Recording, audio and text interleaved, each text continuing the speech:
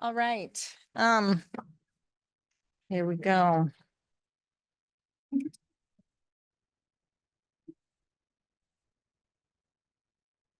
Are we supposed to do the adoption of, and then the?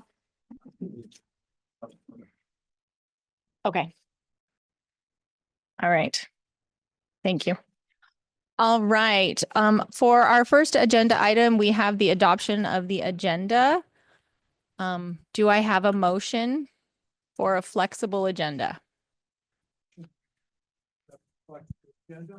I'll second.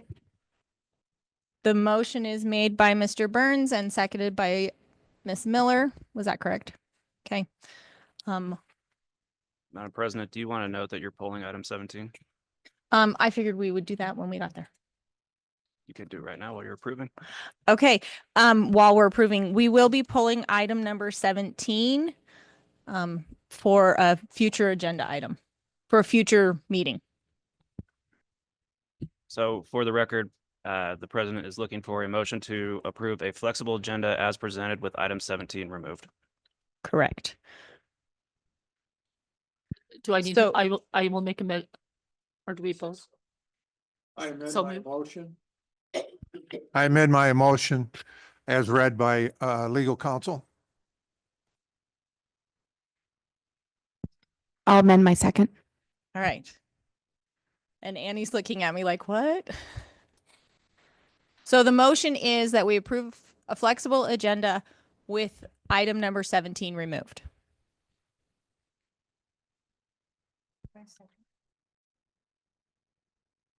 All right. Any discussion? It's already been seconded. All right, we'll go to public comment on this agenda item.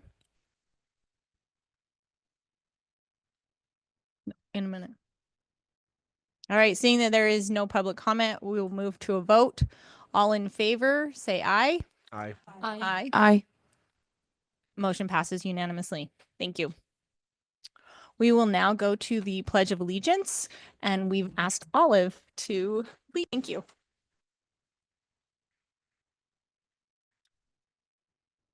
Allegiance to the flag of the United States of America and to the republic for which it stands, one nation under God, indivisible, with liberty and justice for all.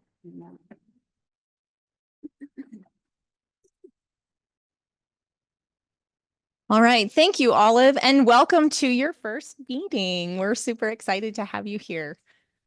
All right.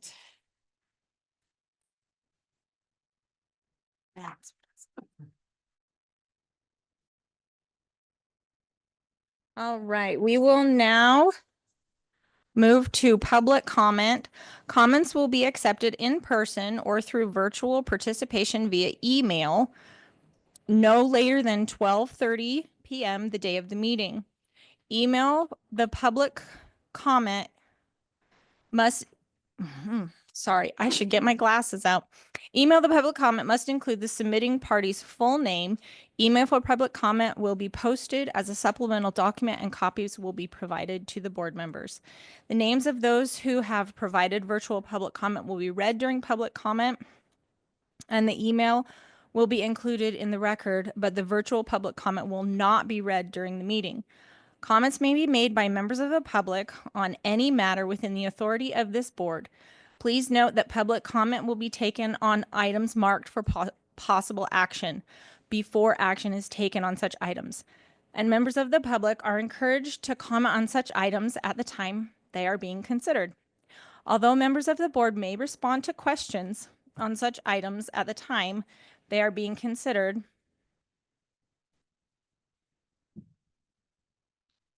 I really need to get my glasses out. Sorry.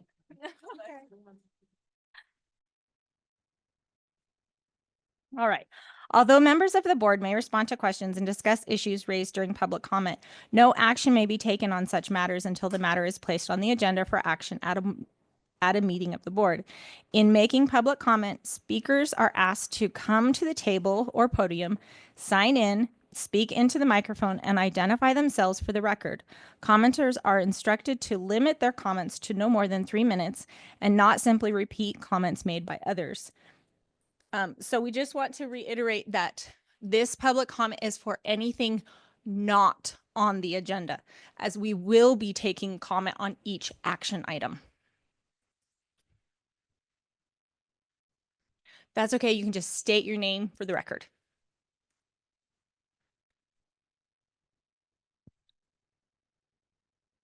Nicholas Meyer for the record. I'd like to take this opportunity to commend the 4 board members, Catherine Dickerson, Susan Jansen, David Burns, and Doug Engelkirk, for their leadership and accomplishments over the past 2 years. These board members were overwhelmingly elected by the community to address 2 specific issues. First issue was the woke agenda of critical race theory, DEI, and transgenderism that was beginning to infiltrate the school administration. And number 2 was to reverse the very significant decline in academic test scores that started in 2017.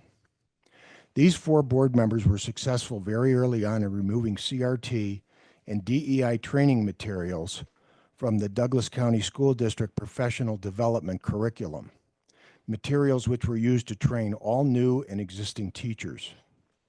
They were also successful in highlighting and removing books that encouraged gender fluidity from the school library and in instituting a review process of library materials. I want to thank these 4 board members for their early recognition of the anti-American nature of CRT and DEI. America has woken up nationally to the toxic nature of these ideologies, and thankfully these board members put a stop to their infiltration of Douglas County schools. Thank you. Thank you, Mr. Myers. My name is Dr. Eldon DeVere Henderson, and I live in East Valley in Gardnerville. I would like to commend the 4 board members, Catherine Dickerson, Susan Jansen, David Burns, and Doug Engelkirk, for their leadership in returning the proper authority and responsibilities to the board. After Dickerson, Burns, and Jansen were elected in November of 2022, the previous board deliberately changed the bylaws of the school board in an attempt to hamstring the new board. In their December 2022 board meeting, the previous board, led by Robbie Lehman and Linda Gilkerson, transferred powers that are specifically given only to the board by the Nevada revised statutes to Superintendent Keith Lewis. This was illegal. I emphasize it was illegal, and a direct attempt by the previous board to obstruct the new board. Thankfully, Dickerson, Burns, Jansen, and Engelkirk passed a motion to reverse the changes made by the outgoing board, restoring the full powers to the board under NRS statutes. The fact that the previous school board attorneys, Maupin and Cox, did not object to this illegal transfer of powers was one of the reasons they were replaced as counsel.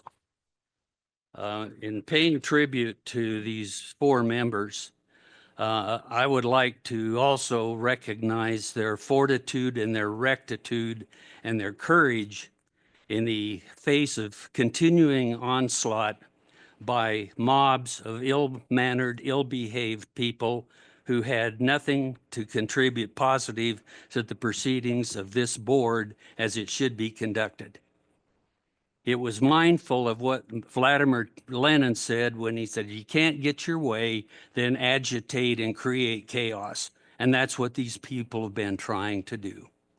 So once again, thank you for these 4 board members for their tenacity and courage over the last several years. Thank you very much. Thank you, Dr. Henderson.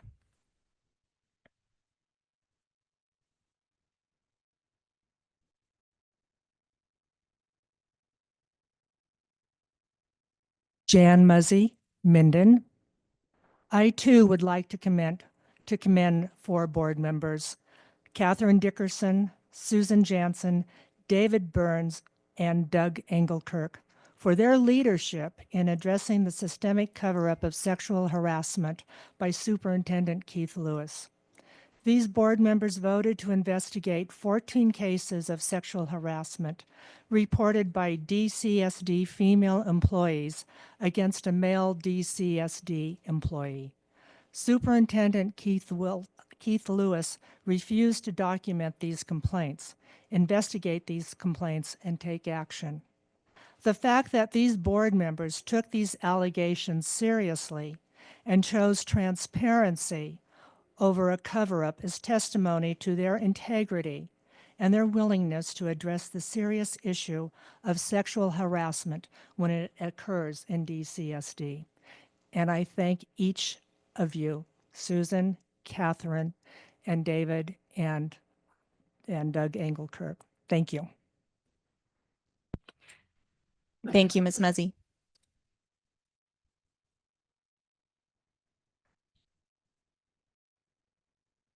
Hello, my name is Rhiannon Camper. Rhiannon Camper. Oh, thanks. I'm here today because I was at a county meeting and I heard Verizon Wireless state that they've been in communications with Douglas County School District. They're looking to relocate a proposed cell phone tower at the high school. Can I interrupt you really fast? Yeah. We actually are going to be holding a special meeting on March Okay. 13th, Okay. specifically for discussing Okay. this item. Do you not So want me to you're finish? welcome to continue, but I would encourage you to come back at that meeting Okay. as well. So you're welcome What to day continue. did if you you'd say like. that was? It was March 13th, March 13th. What time? 4 p.m. 4 4 p.m. Yes.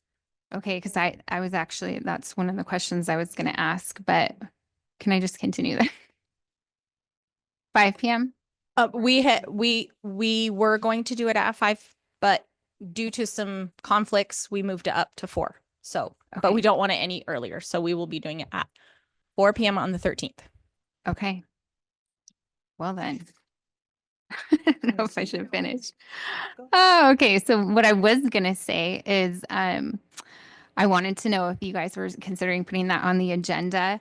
The reason that I was asking is because Pinion Hills was in a notification zone of a proposed tower that was going up across the street at Fire Station 6. And the Planning Commission, Pinion was in a notification zone. And so the county had to notify all the property owners within a certain radius. Pinion was in that radius. The county was, or the school district was notified.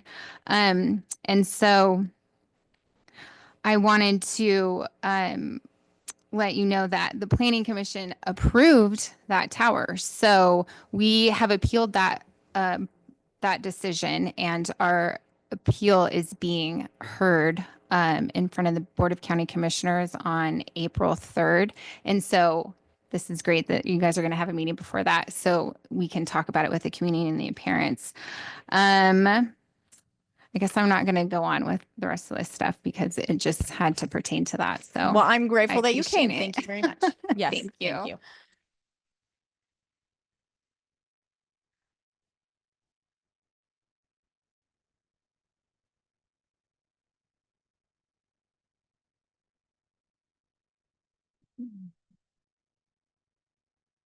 Casey Rogers for the record. I'm here to talk about the news article that I found where the board members Dickerson, Engelkirk,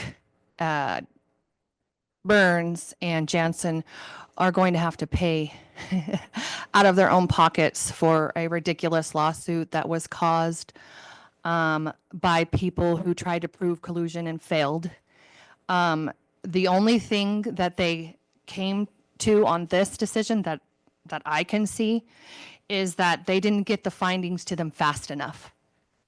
You're talking $166,000 of our money gone because you couldn't find they didn't give something fast enough. And then you guys got it. I think that I wanted to just keep repeating the fact that $166,000 because it wasn't fast enough. That's what you did. Lawfare. That's all it was. And the real collusion you could find was what was happening before you guys even got in. And that came from the petitioners themselves. They were actively working to subvert your reign before you ever got in. And those facts need to be found. We should be looking at their text messages and their communication between each other, the former school superintendent. That's what happened. I'm also curious, out of the $96,000 that was inquired after you guys refused, you Wagstaff and the other two, are you going to be held accountable for any of it since you're the one that wanted it? I mean, that's $96,000 more after the fact that could have been ended at 70. This is all a joke and absolutely ridiculous. I can't believe it. I think that we need to do something where children are the forefront. And if they're harmed or if they're hurt or the things that occurred in 2020, those are the things that need to be looked at. This kind of lawsuit, this lawfare is absolutely ridiculous and somebody else should be held accountable. Thank you, Ms. Rogers.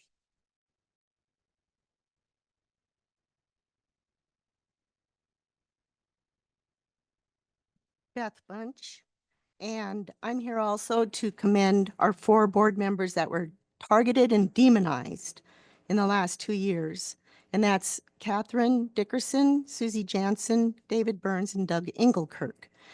And 2 years ago, they brought forth a policy to protect the girls by not allowing biological males to compete in girls' sports, nor to inhabit their girls' locker rooms. And it was revealed that the Nevada NIAA, Interscholastic Activities Association, that they mandated accommodation for boys and girls sports and locker rooms as a requirement for secondary schools to compete in sports. And so despite the clear desire of most parents and students and residents at that very vociferous time to protect the girls' sports, no policy was adopted, and that it was being pursued through the courts and through advocating change in the NIAA. And now that sanity has returned to the White House and the adults are now in charge, we now have an executive order denying funds to education institutions that allow biological males to compete in women's sports, and a federal court has rejected the Biden administration's proposed changes to Title IX, changing the language of Title IX to allow biological males to compete in women's sports. And it's past time for the NIAA to rethink its policy, and that everyone in this room should put pressure on it to do just that. And all schools in Nevada should have the freedom to protect their female athletes. And one thing, I'm really proud of the UNR girls, ladies volleyball team for standing up. I'm sure they had the administrators against them, but they stayed strong. And me being a 40-year volleyball official, I actually saw some of this stupidity sneaking in. And it was, yeah, they were just bad athletes wanting to play on girls' teams. And I've been an official up to even the Paralympic level. So yeah, I saw this sneaking in. It doesn't belong there. Boys should be on boys, and there's a reason that boys should play on the boys' net and not the girls' net. And thank you, UNR, you stayed strong. So thank you for having the courage to be proactive and bringing forth that policy, trying to instill it, and everything you met up against it. And again, thank you all, and always stay firm. Thank you, Ms. Bench.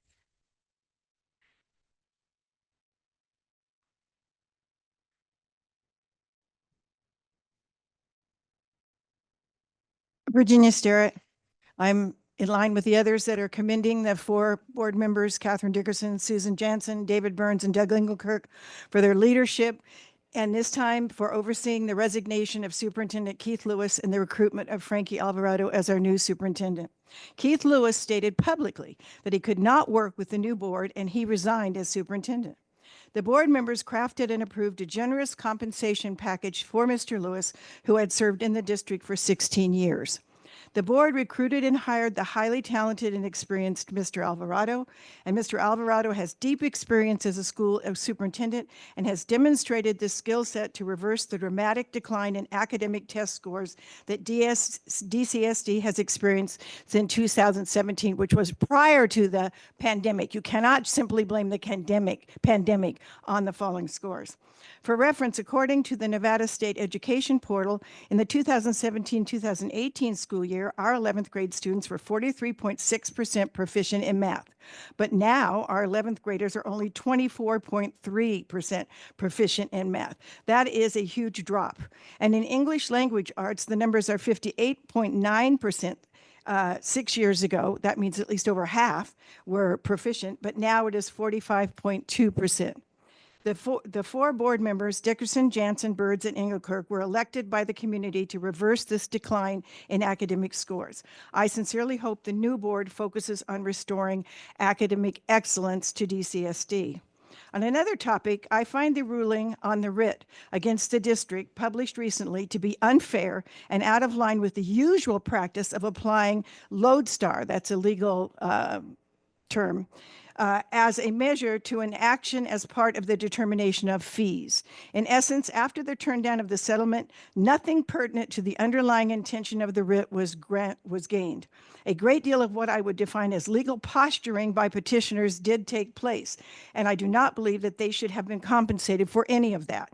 Yes, more pages may have surfaced, but none were pertinent to any possible OML. Had it not been for what I believe is the unwarranted, unethical, and mean-spirited interference with this board by an outsider and her husband, the case would have been settled for $70,000, and that is what the district would have been obligated to pay. As it is, the district now has to pay in excess of $29,000 more than that $70,000 in attorney's fees to the petitioners. I think the entire episode surrounding the writ is an embarrassment to our community, and I am not referring to the trustees who were under attack, but to those who got away with their goal of harassing and harshly punishing those trustees for winning an election and putting in place what they promised as candidates. Thank you. Thank you, Ms. Sterrett. We have two online. Okay.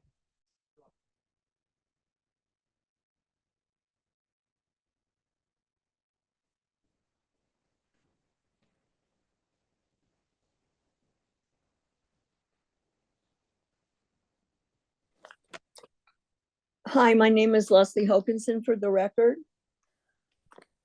Go ahead, Leslie. We can hear you. Okay, thank you. Why would any board member be allowed to go to any school functions when they have been found guilty of lying and with withholding evidence by a judge in Douglas County and fined $70,000? I heard some of these trustees were at Whitell High School earlier this week. Just exactly what does this say to these students? I guess it's okay to lie and there are no consequences for this behavior. These trustees should step down immediately, and if not, they don't really send a good message to the students of Douglas County. It's going to say to them, it's okay if adults lie, we can lie too, and there won't be any consequences for them.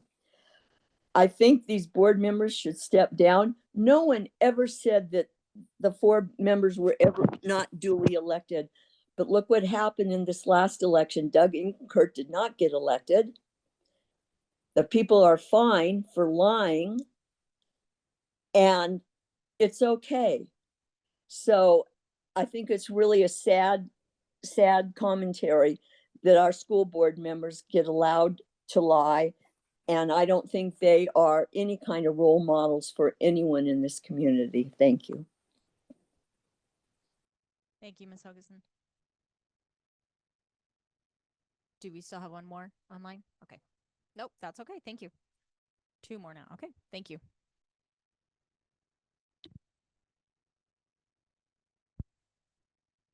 Please state your name for the record and you have the ability to speak.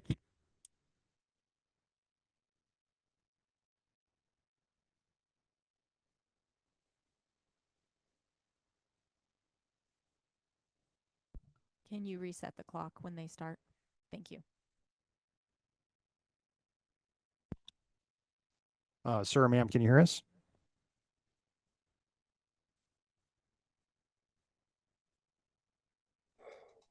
Can you hear me now? Yes, sir. You have the ability to speak. Go ahead. All right, Ed Adio for the record, just welcoming back the Muzzies, the Mayors, Casey Rogers, the Nietzsche's, and all the rest of the people that have been come to known as Starrett's Parrots. Just everything that they said tonight to commend the 4 board members and stuff like that. This is falling on deaf ears. I mean, it's much like MSNBC, CNN, ABC, NBC going after Trump for 8 years, spouting all this stuff. The citizens of Douglas County are aware of what took place, that Joey Gilbert was hired to eliminate our school board. It was just to disassemble our school board and turn it into a political nightmare. So anyway, just to encourage the rest of Douglas County, this is just going to go nowhere with this whole coordinated effort to spout off and tout praise over the 4. Thank you. Could you state your name for the record, sir? Oh, Ed, are you there? I did say it in the beginning. I said that, Ed. Oh, sorry. Okay. Thank you. Thank you very much for your comments. Do we still have one more online? We have 2 more online. Okay.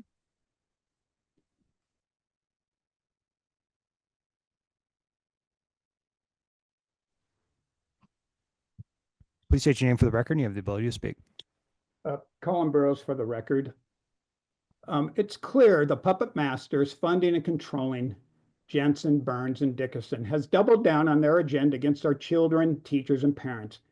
Now they've sent in their brown shirt and forces to intimidate at this meeting. But let's be clear, county voters overwhelmingly rejected this brand of politics. Jensen, Burns, and Dickerson had a simple choice: follow the law and turn over the required documents. They didn't. They waited over a year to turn in these after the courts ordered them to. Jensen even signed an affidavit claiming compliance, only to change her story under oath, an act of perjury. She broke the law. The courts confirmed these fraudulent commissioners violated the law, and now they owe $70,000. Actions have consequences, and lawbreakers must be held accountable. These trustees have proven they do not serve students, parents, or teachers. They serve their own interest and the puppet masters. The right thing to do is to resign immediately and spare this community any further damage. Please, please resign. Thank you.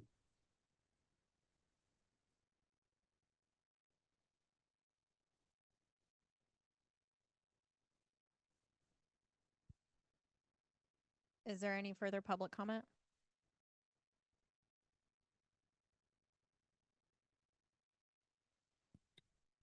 Rob Lehman, parent of 2 students now. Want to congratulate those who won the election, Mr. Zinke, Mrs. Knighting, and who else did we have? Yes, Miss Miller. I had no intention to come over here today, but nonsense gets said again, and I just have to come over. Mr. Henderson got up here and talked about how we transferred power to the superintendent. As he was leaving, I just asked him now, can you tell me which policies that was where we did that? And he said, oh, I don't remember. I said, might it make sense for you to know what you're talking about before you get up and say it publicly? And then you may have heard the rest of it. I still don't know what you guys are talking about when you said power was transferred to the superintendent. I don't know which policies. I don't know where you claim it happened. I don't think it happened whatsoever. And I'd like to know what you're talking about specifically. Mr. Henderson did not know what he was talking about. I want to talk about Casey Rogers' comment. She said that the only thing that was found that the documents arrived late. Perhaps she missed the multiple times that the trustees claimed that they didn't exist. Over and over again, they claim they didn't exist. That's not them showing up late. That's them claiming they didn't exist. Those are hugely different things. Also, during the lawsuit, multiple times we had people just outright lying. Trustee Jansen lied multiple times, perjured herself multiple times. She instructed her husband to lie when the process server showed up at her house to serve her. She had him lie and say she didn't live there. And so there's a lot that was going on there. The one thing that Casey did say that was true and was interesting is she referred to the 2 years that Ms. Jansen and Ms. Burns or Mr. Burns were the presidents as their reign on the school board. And I think that was quite telling and quite accurate, actually, that it was a reign and not actually just service to the community. I also want to just talk about Starrett's timeline on the superintendent. They helped Mr. Lewis resign, correct? And then they helped hire Mr. Alvarado. And I've talked to Mr. Alvarado. He seems really great. She seemed to forget on that timeline the time that they wanted to hire this guy out of California, Ramirez, who was a walking disaster and was approved by all 4 of these board members that you guys really liked so much. I don't know how that missed your timeline, Ms. Starrett. In the end, I don't know why you guys held back those documents for so long. I don't know why you lied and said they didn't exist. You would have thought that there was to be some huge bombshell in there, and for you guys hiding everything for so long. What was the point of hiding everything? It showed some collusion. It showed talking behind the scenes. It showed arranging who was going to be president. But I don't know why you lied for so long, and now you've been held responsible for that. And welcome, Mr. Russell. Well, speaking of welcome, Mr. Russell, Madam President, I would just offer an observation that regardless of anybody's position, one way or another, on any matter within the subject matter jurisdiction or control of the board, public comment is not meant as a time for any personal attacks or inflammatory comments, and is meant for the board to hear the voices of the people on matters that are within its subject matter jurisdiction and control. Thank you. Allison Gray. We're starting a new year. We have new people on the board. Let's start anew. Let's eliminate insults, slurs, and obscenities from our meetings. Instead, let's behave like decent people. Let's be honest. Let's be respectful. Let's be civil. Let's be polite. Let's make our meetings G-rated so that we don't make the national news anymore, and so that our students can attend the meetings without their parents having to worry about the behavior they may witness. Let's set good examples for our children, and let's make them our top priority. We are better than this. Let's prove it. Thank you. Thank you very much. We have one more online.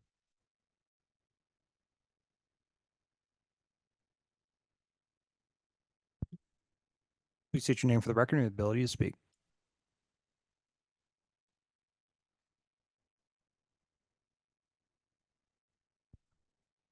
Please make sure you reset the clock as well.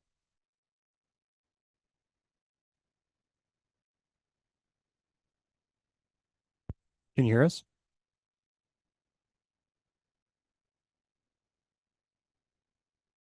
Please state your name for the record and you have the ability to speak.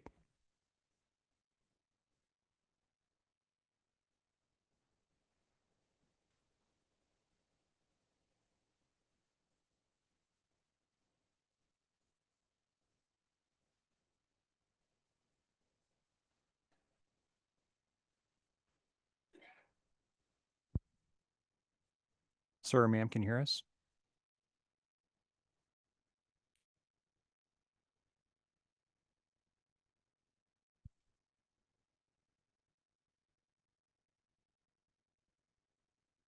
We don't have anything. No response. Sorry. Okay. Is there any further public comment? All right, seeing that there is none, we will move on to item number 3, which is closed session. So we will take, President Wagstaff, yes. I was hoping we can use that flexible agenda and bring up Principal Gil Martin and Assistant Principal Griffith for their school presentation. Yes, we would like to invite you up now then. That sounds great. So for the record, that's number 5. Number 5, that is item number 5. We'll be jumping ahead to item number 5. No, it's not number 5. It's It's 8. number 8. Item number 8. Welcome. Thank you for coming. We look forward to hearing from you. the presentation from Jacks Valley Elementary. Hey, Pam, there's a clicker right in front of you, up to your right. Thank you for having us today. I'm super excited about sharing information about Jacks Valley Elementary School. I can talk about Jacks Valley all day long. And we have a very positive and uplifting presentation today. This is the Vice Principal, Veronica Griffith, and looking at the screen right now, I'm excited to show you the school. And also, if you look at that logo, it was created by our students. And what's cool about that logo, if you look at the mountain range, it's a J in the shape of a J and a V for Jacks Valley. And then the little eagles and eaglets, the eaglets are a 3 or 4-year-old preschool, and then each eagle stands for grade level moving forward until the 5th grade, and largest eagle is floating away onto the middle school. So there's a lot of meaning behind that the students created.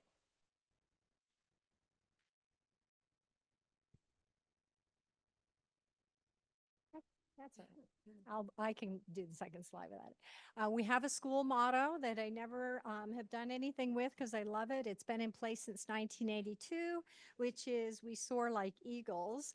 And we have our mascots, Jack and Jill Eagle, that come out quite often. Jack was out on Monday greeting a busload of Modern Learning Conference visitors.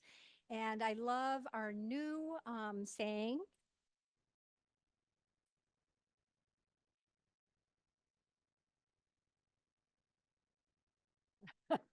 two clickers, that's too much for me to handle. I love our new saying about eagles take care of eagles, and I love that the students see that every day in our multipurpose room. Okay, at Jacks Valley, we have a mission statement and a shared vision statement. Our mission statement is the Jacks Valley school community will ensure that each student will have a path to a bright future through continuous academic improvement in a safe, kind, motivating, and positive environment.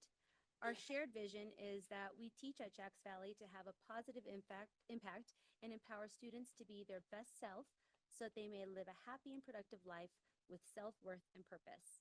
As a result, they'll have beneficial influence on themselves and those around them. And below those two statements, you will see two pictures depicting our annual flyovers. It doesn't look like they're humans in those pictures, but they are.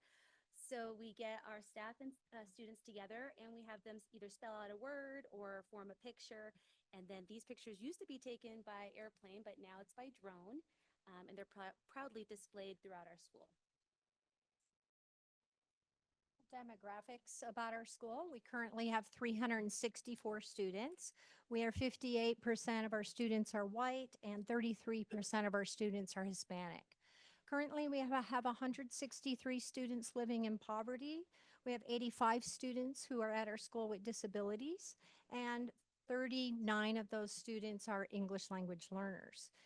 We're very proud of our attendance rate. Our attendance rate over the last 3 years, we have increased attendance incredibly.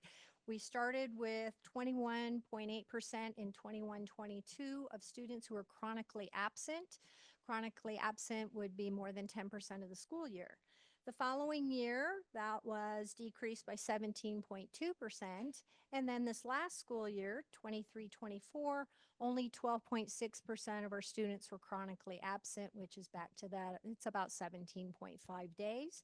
We currently pulled our data right now, and we think we're going to be even better for next school year. We put a lot of attendance incentives in place. You can see the little Converse shoe in the left corner. Every time the entire class is there on that particular day, they display that in the hallway. So anybody walking by knows that that day, every student's there. We have a lot of other attendance incentives in place. We display and let kids know where they're at on a regular basis, as well as their families. We have a little attendance tag that we give out, brag tag, which I'll talk about in just a minute, that they can also earn for having a successful attendance rate. Our Nevada report card reported that we are a two-star school. Last school year, 41% of our students were proficient in English language arts and 32.8% were proficient in math. So that was a significant drop from the previous year. We could give you a lot of philosophy behind that, but we are looking forward to goals and growth. So I added a growth chart to the right to show fall to winter map scores, our English language arts and our math proficiency rate on the expected growth in both those areas on our latest assessments.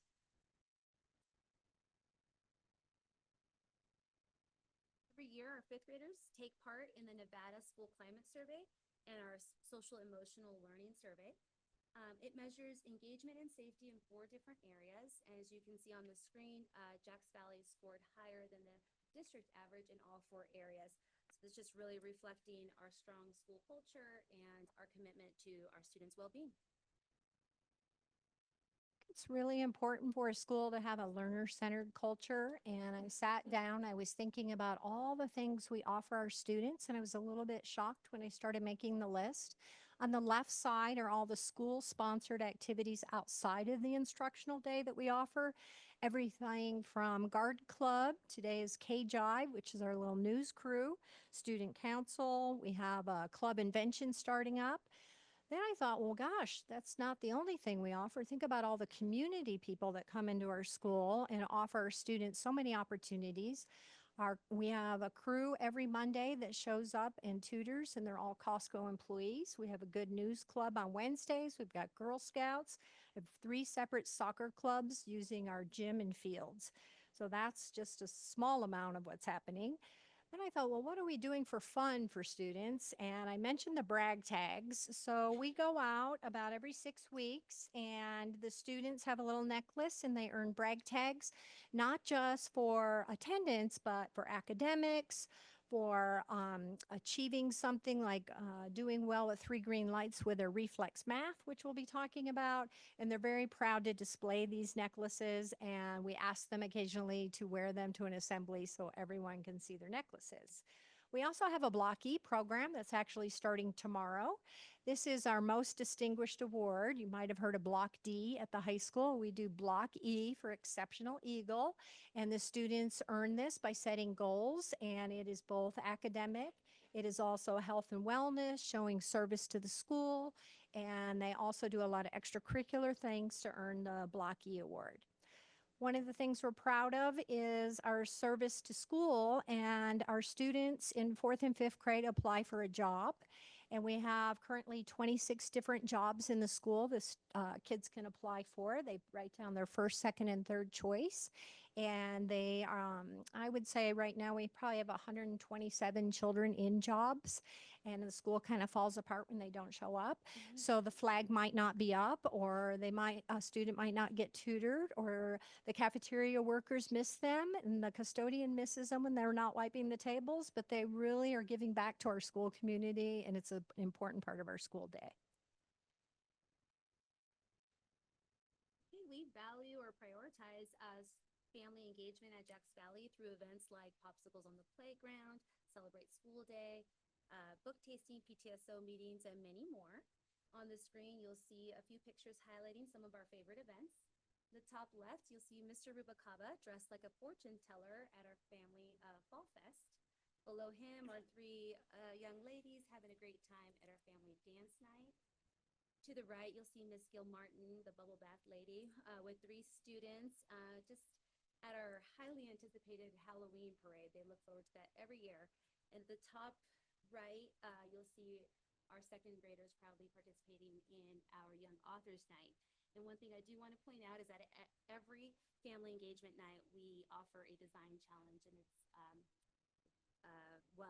well received by our families, because I think it just really strengthens our school community connection, and it creates lasting memories for our families and our students.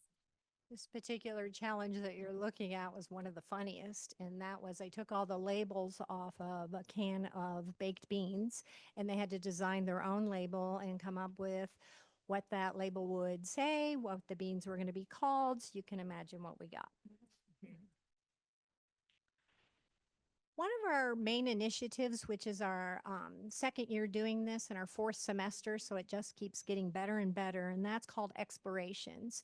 This happens for 8 weeks every other Monday. It is like an elective class teachers pick a passion that they really want to teach other children about.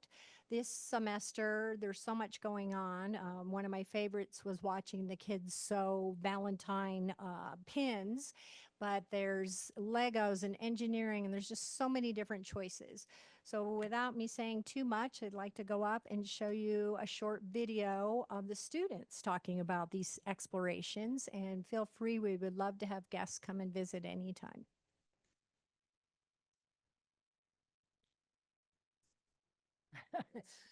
It's coming.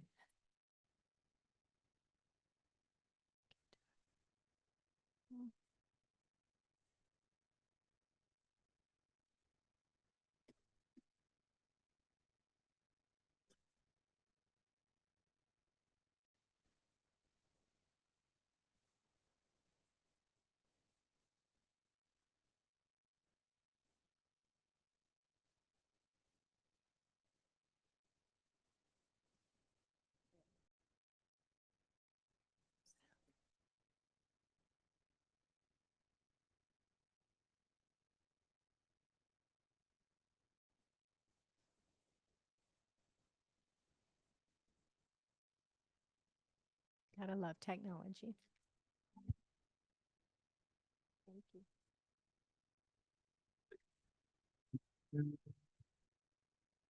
Hi, I'm Amara Stoltman, and I'm in grade 5th. I'm in upcycled fashion, and it's where upcycled fashion is where like you don't sew, you only glue, and you make things, and like you paint. And next week we have a fashion show in front of the whole school, and I'm really excited for it. Started this exploration. It's a full class. There's 16 kiddos. And after the first class, it was so exhilarating. I thought, how come it took me 53 years of my life to realize I could combine my two passions, which are fashion and education. Hello, my name is Zachary Eder. I am a 3rd grade student. The reason why I chose exploration origami is because I love to fold paper and have artwork done. The reason why because it gives you more challenges each time you choose to do it. And the more you do it, the more you get.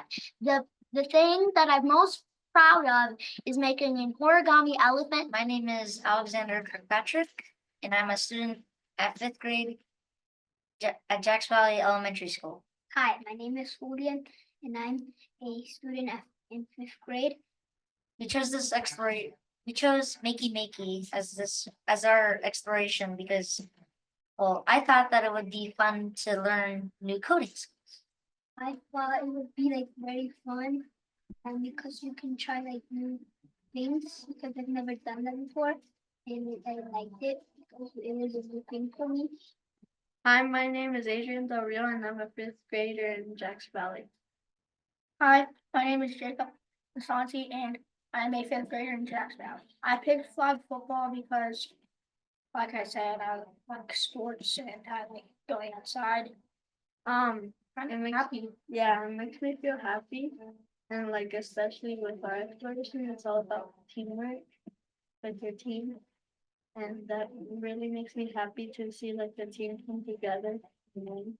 Hi, my name is Clover Mar, and I'm in 4th grade. I chose OSNAP photography, and I liked it because you get to take nature photos and take photos of figurines, and it's really fun. On. Thank you. Sorry, it didn't match up quite right. Well, on Tuesday at the Modern Learning Conference, we were awarded the Innovation Award for our exploration, so we're pretty proud of that.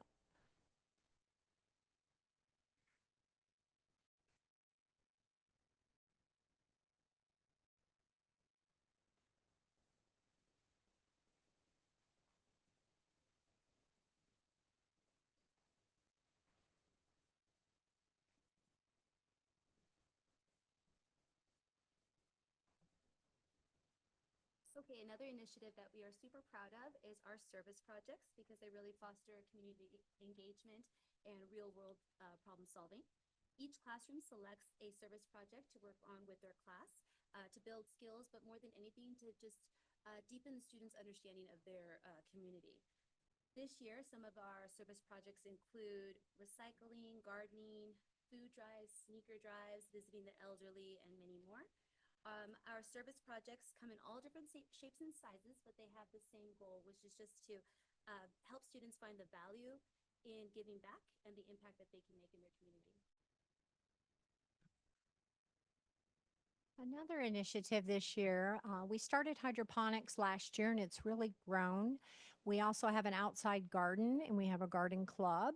But this year we're participating in the farmers market at the legislative building in Carson City. We would love for you to join us on May 15th in the morning. We will have a couple booths there where we will be selling our plants and a lot of our goods that have something to do with garden. So we're super excited about all the things we've done with our food. We've made pesto and salsa. We had a lettuce tasting contest. So there's been a lot of stuff going on with all of our hydroponics and garden. Our first goal in our school performance plan is in English language arts. We want to increase our pass or proficiency rate on our Smarter Balance assessments and our MAP assessments by 10% or more. To do this, we've had a really strong emphasis this year on a phonics program in our primary grades. It's called UFly out of the University of Florida Literacy Institute. We've also invited regional PDP to come in and teach us about the science of reading, and we've offered quite a bit of workshops. We have had an intensive push on thematic instruction and how science and social studies support the whole literacy program and do that throughout the school day. One of the things that I want to emphasize is we are really into implementing our EPIC framework, and we are looking at continued support in that area. I feel like it is personalized learning and it empowers our students, and we have another really short video for you, and hopefully the sound and the picture will match up. We'll give it a try. Go, Valerie.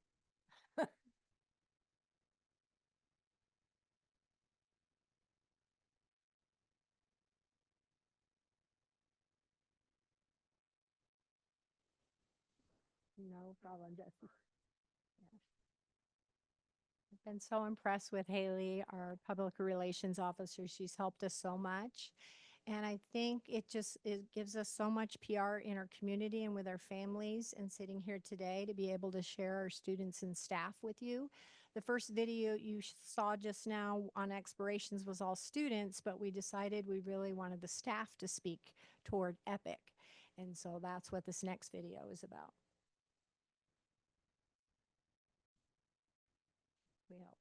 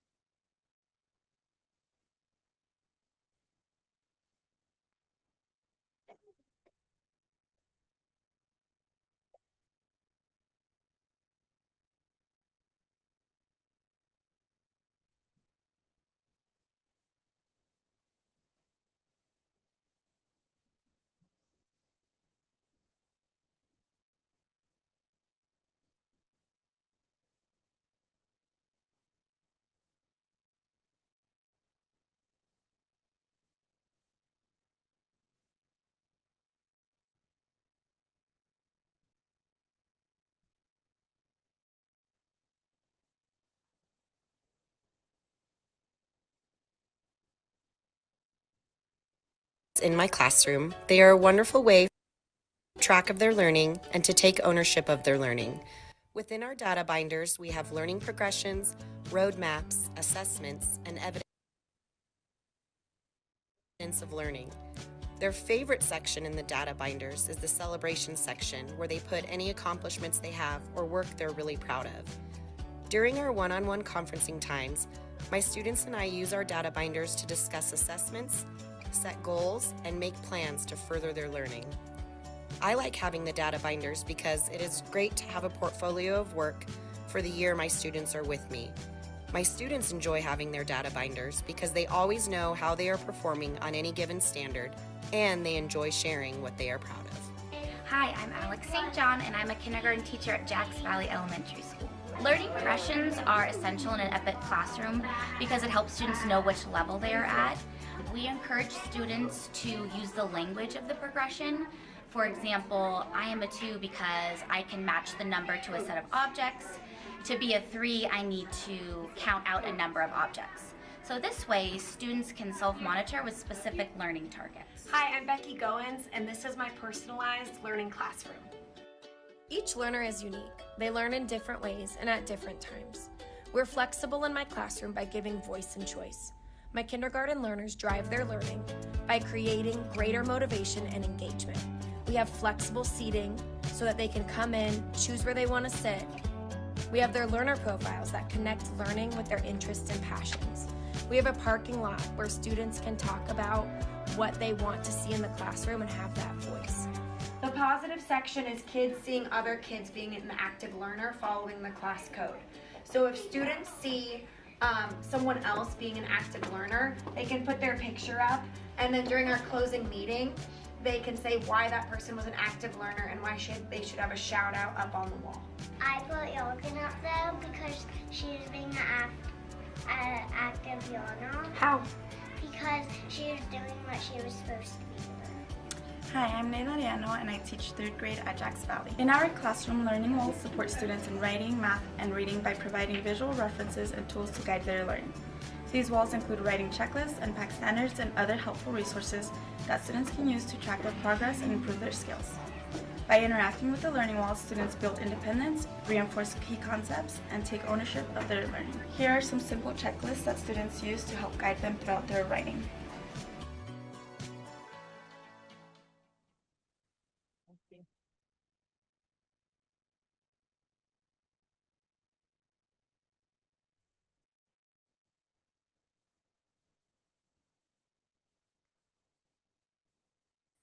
Okay, another goal at Jacks Valley, this one's centered around math, is to increase student proficiency in Claim 1, which is,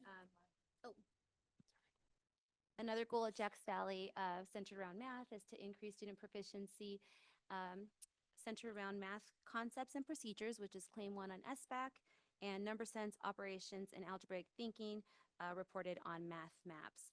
So to support this goal, we've implemented Reflex Math and programs such as that.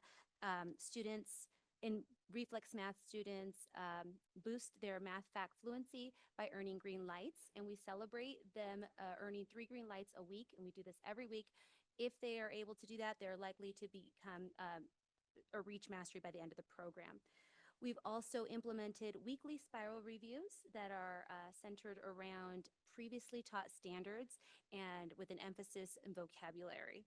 We've also provided professional development just to ensure that our teachers have the tools and strategies necessary to be successful in those areas for student learning.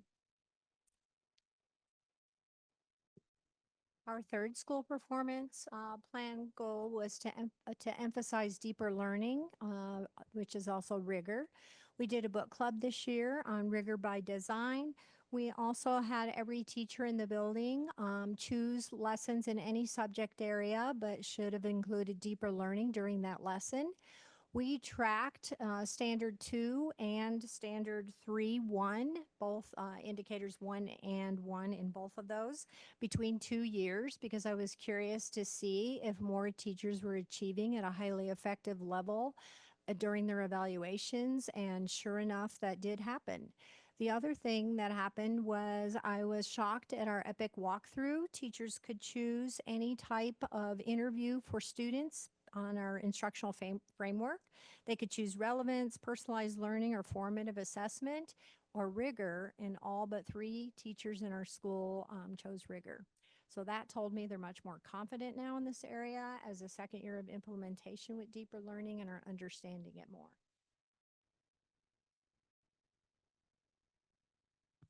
So through the goals and priorities that we highlighted, we are cultivating future world changers.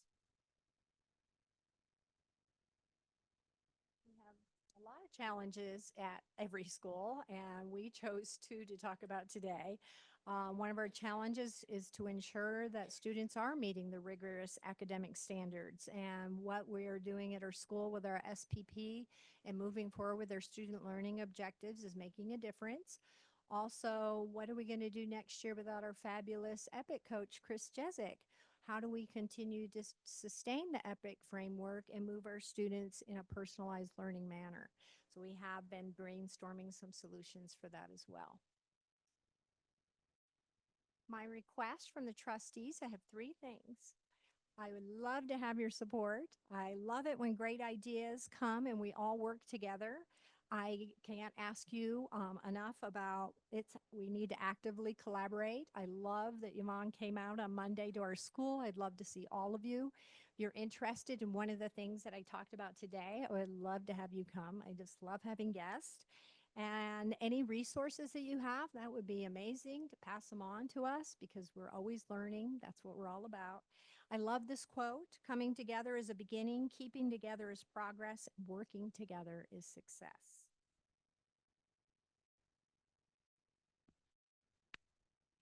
So at Jacks Valley, we've made great strides in student learning through the programs that we talked about, exploration, service projects, hydroponics, and these initiatives have really helped us strengthen our school community, outside connections, and just solving real world problems for our students, and all while implementing STEM and also rigorous learning opportunities. So while we have a long ways to go, we're really proud of how far we've come and the progress that we've made. And so I just want to thank you, or we want to thank you guys for all the support and your continued support to Jacks Valley. And I leave you with some closing remarks and some pictures with Ms. Gilmartin. Call me Pam. Okay.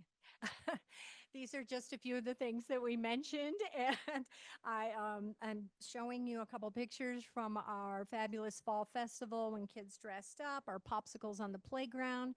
I loved that our choir came to our ESL night and performed for our students.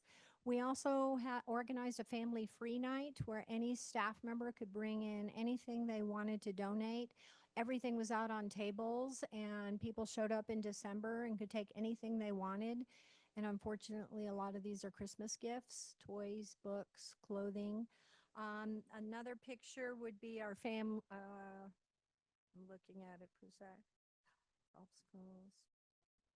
Covered all. Oh, how could I forget Celebrate School Day?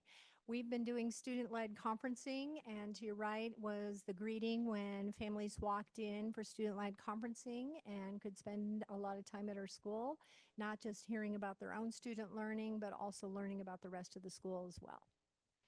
And now we would love any questions or any comments that you have. And like I said, I was serious about having guests. We love giving tours. We love talking about Jacks Valley. Well, it's always a pleasure to visit your school. I know I enjoyed it on Monday. Do we have any questions from the board? Mr. Zinke? Yeah, thank you for coming. I know how difficult that is. You have so I asked Scarcelli very similar question. You have that you'd like to see an increase of 10%. You said that you had big drops in proficiency. Can I ask you the number, what they went from and to? We lost a lot of percentage points in our growth area, specifically in math. Students, we don't have a true explanation, but we definitely dropped. In math specifically, that caused us to be a 2-star school. The 10% came from, we've noticed a pattern over time. If we can make the growth of a 10% or more on our MAP assessments, that we will see that same growth happening in our SBAC, which would bring us to a higher star rating. Okay, that's fine. I'm going to be tough here. Okay. What's the actual percentage, the numbers? What did it go from and what did it go to on the number? Because big is kind of subjective, right? Okay, I know it was about a 7 or 8% difference between the 2 school years. Okay. And that was a bigger percentage loss in math than it was ELA. Okay. And I don't know it exactly. Okay. But Mr. Alvarado has it right in front of him, so we will be clear on that. 23, 24, we went from 46 to 41 in ELA. So that was a 5% drop. And then the drop In math, it's 20, wow. Sorry, I lost Jack's Valley when I went over.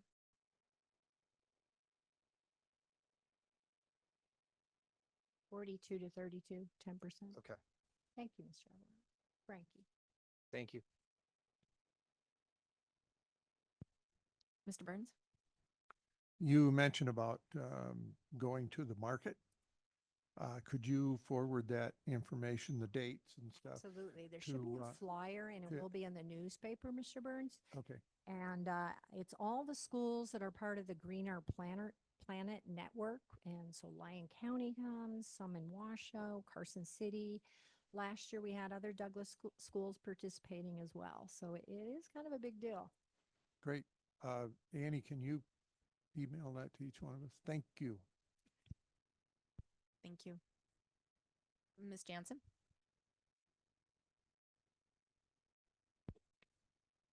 I just want to say thank you for coming. It was a great presentation and I always enjoy coming to Jacks Valley.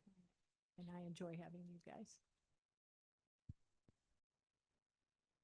So there's no reason that there's been that big of a drop. There's no, I I can mean, name a there's- lot of reasons. Uh-huh. Would you like to hear some of them? Yes. Yes. We're seeing attendance. You saw the rate of attendance. I'm shocked that even 13% of our students are missing that much school. When you miss school and you come back, people say, well, give me the paperwork. The paperwork isn't going to help you. You need to be there for the instruction. So attendance is one issue. I'm going to tell you that I've been in education a long time and behavior management has been difficult. Students are coming in with more disruptive behaviors. They've been on screens and are losing sleep. So I think that's part of it as well. I think when they get home, they are not participating in reading. And when students aren't reading at home, that's the number one thing they should be doing. And when they get home, if that's not happening, it's carrying over into school. I think language and conversations at dinner tables is going to the wayside. Our students are coming in not having the language and the words when they start preschool and kindergarten, and I think that's affecting us at elementary level and having to go back and teach skills that were before being 4 years old. So that's just a few reasons that I feel like our proficiency rates have been dropping. I do think we'll increase this school year. We've been working really hard on progressing, but I could talk about that a lot. So you think, and I'm not being, I'm No, just, it's okay. families are failing their children that badly? I think that sometimes the screen time has become a babysitter. If you walk around Costco stores, you see children's in carts with phones. And I think that's taking away from building that language, and they should be reading. Thank you. I think we all can agree on that. Absolutely. Are there any further questions? Ms. Miller? I love hearing about the positive things getting kids back into school. I have a 5th grader, and she's like, nope, got to go to school. I got to get that positive slip. I got to get that bear paw. You know, you have the same thing with those Converse. I love hearing about your exceptional Eagles. I don't know if you are going to, do they turn those into jackets? Do they post them? I loved hearing all of the different things that different schools are doing to just really engage our students to just want to be at school and to become those great learners that I know they can be. Seen these sewn on the back of their sweatshirts, in the front of their binders, in the slip pocket. A lot of families will frame them. And then the thing I like about these E's and starting them so early is every pin they earn can be pinned on here. So the second year they earn Black Key at our school, they receive a Golden Eagle. But they also receive presidential awards and honor roll and things like that as they go on. And it's kind of cool to continue to collect the pins and things to put them on here and have them on their bulletin board. What a fun idea. It'll be fun to see if they put them on their Letterman jacket when they hit high school. Maybe on the inside. I could see that. Why not? Something to be proud of. Any further discussion or questions? All right. Well, thank you for having Thank a you so much flexible for agenda and coming. letting us go. We really appreciate it. you coming. Thank you.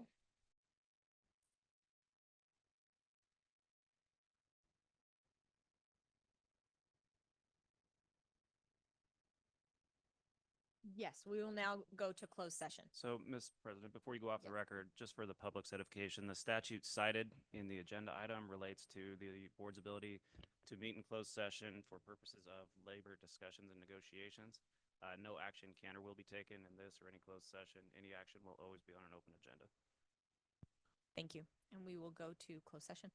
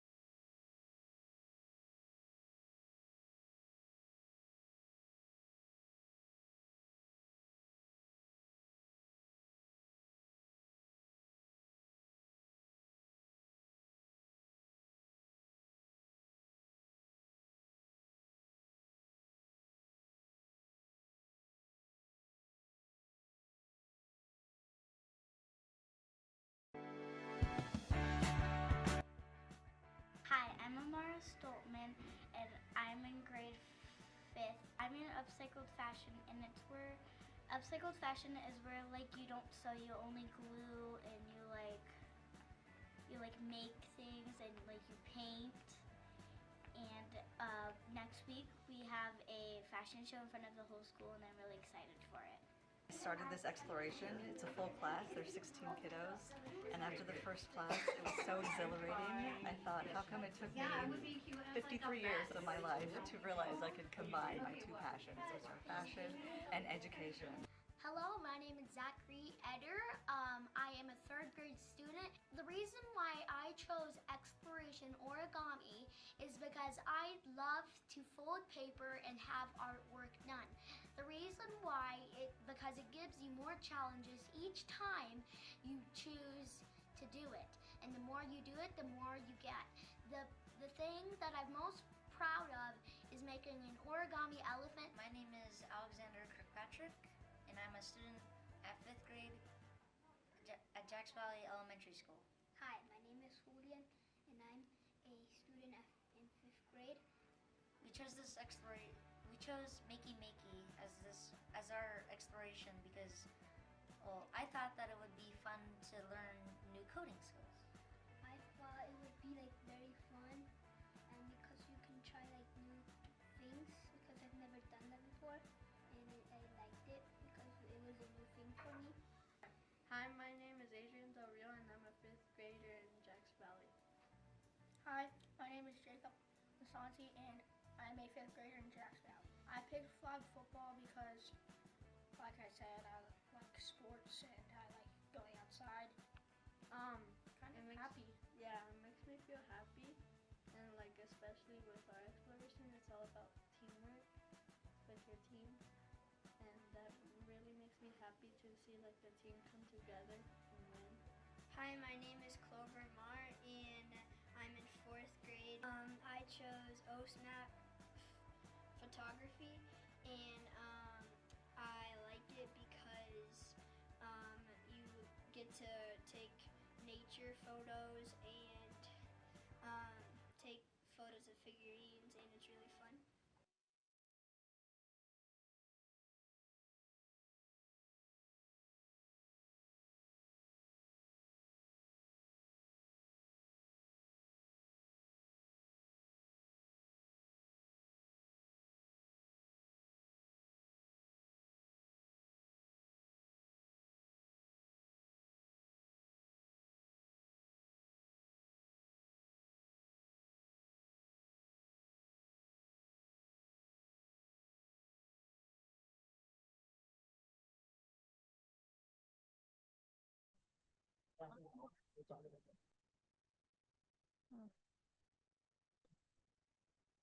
I'm afraid to hit it. I know, right? There we go. Is that better? Okay. All right. Our open session is now back and our closed session has ended. We would like to acknowledge that Mrs. Dickerson was not feeling well and left the meeting. So we hope and pray that she feels better. All right.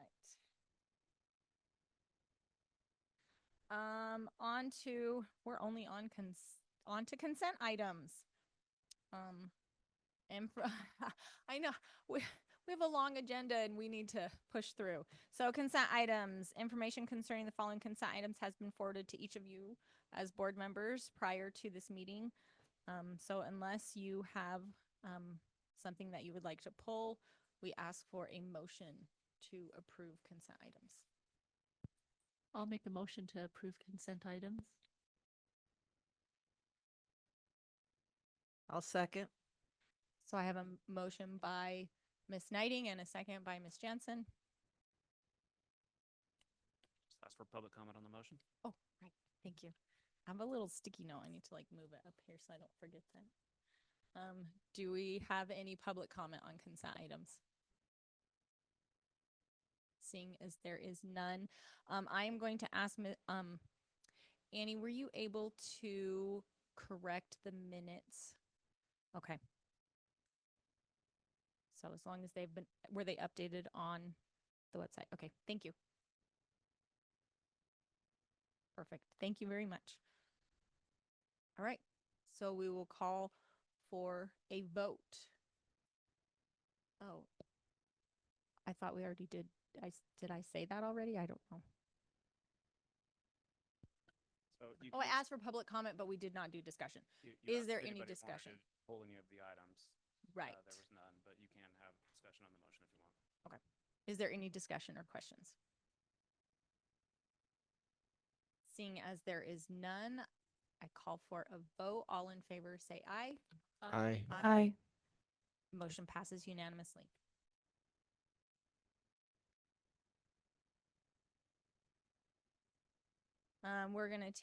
We're starting a new, the next agenda items is DCSD shoutouts. We decided as a board that we wanted to improve our positivity in our meetings. And so we opened it up to the public to submit shoutouts to staff or students to increase good feelings within the district. So we each have a list and we had a lot of replies. How many did we have, Mr. Alvarado? Close to 170 responses on the form. That's awesome. And just like President Wagstaff mentioned, we want to just give positive recognition to the good things that are happening in our buildings and in our community.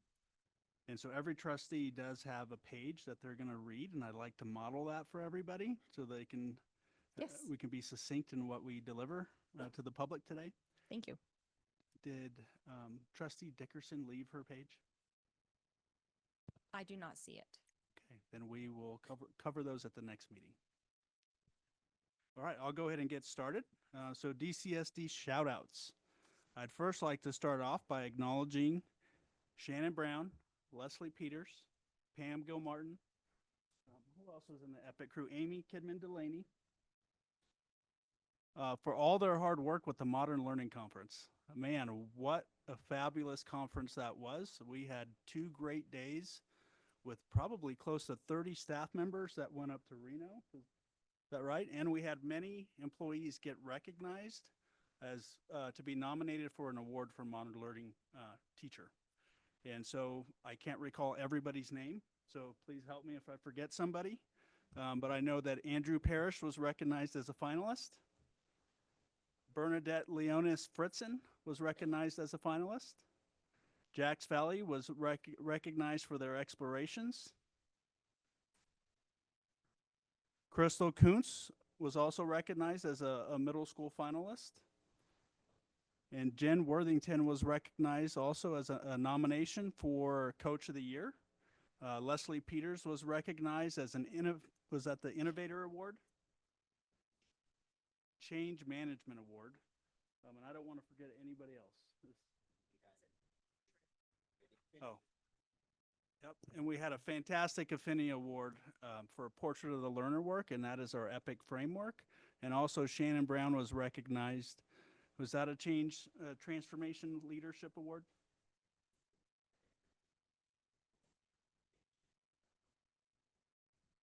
Yeah, so please join me in giving them a round of applause. That was such a great recognition, great event for everybody.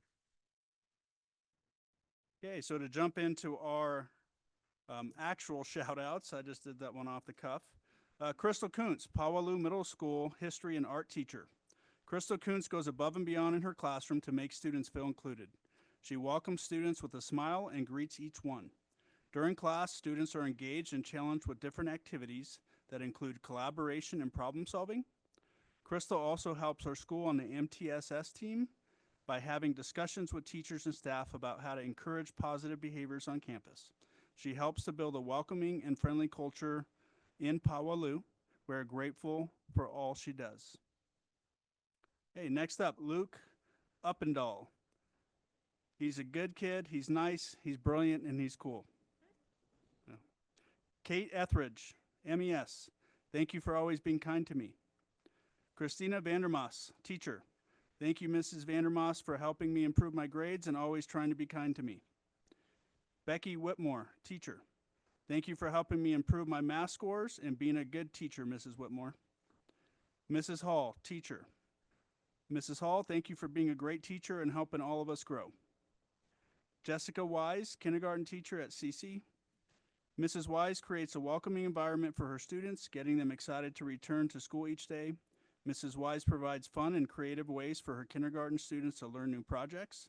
My child comes home excitedly telling me of what plans are coming up in her class.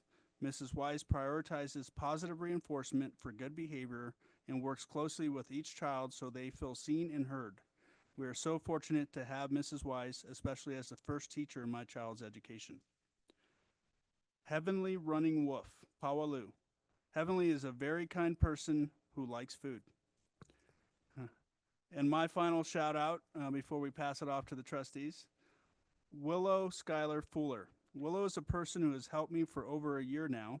We met in PE when a group of kids was mean to both of us, and this time I didn't know her. So when I saw her crying in a corner, I asked the teacher who she was, and the teacher told me her name was Willow and to ignore her, but I did not care. I went over to her and I said, "Hi, Willow, I'm Isabel. I saw those boys bullying you. They have been doing the same to me." Willow and I talked, and after that, we were friends. One day I was in a bad mood, and she worked me through it, and like I did when I first met her. Thank you, Willow. All right, Trustee Burns, you're up.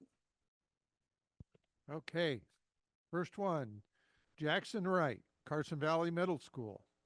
Son, you deserve this shout out for being an incredible human being. The teachers, the students, the staff, and the community can easily recognize you for your kindness, your faith, and your hardworking nature. While I recognize those as well, I also see the side of you that most people don't. Your ability to handle the responsibility of being a man of the house and taking on the hardships of having a disabled mother. You have had to grow up much sooner than you were supposed to, and you have done it with such ease and grace. That speaks volume of your character, son. You handle the responsibilities of being a teenager and handle the responsibilities of a grown man better and with more confidence than most adults that I know. I'm incredibly proud to be your mama, and I look forward to see what positive impact you bring next. All my love, my Jason Sonny. The next one is Theodore Abrams. Theodore is a terrific student. He works very hard at his classwork. The next one is John Likeness. He's a teacher. Every school has at least one extraordinary teacher. My school is lucky enough to have Mr. Likeness. Mr. Likeness has impacted my life personally by always offering a listening ear, never failing to make me laugh, and has actually given me snacks when I was hungry. Mr. Likeness has done an amazing job at teaching me film techniques, shot techniques, and shown me shown many amazing movies that I never would have even thought of watching.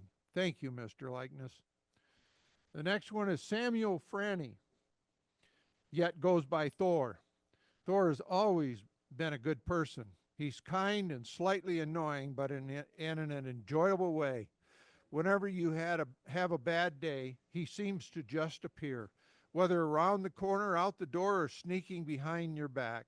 He has always been a happy person and an amazing classmate, and I hope he will always be that way, as that seems to make him and the people around him even better than they are. The next one is Michael Glenn, SAI of Douglas High School, JROTC. Colonel Glenn has helped a lot of people in JROTC become better leaders and teaches them to be overall better people. Bella Rai is student. Bella has been so sweet and caring these past few days. She's been here. She is doing an amazing job. Mr. Burns.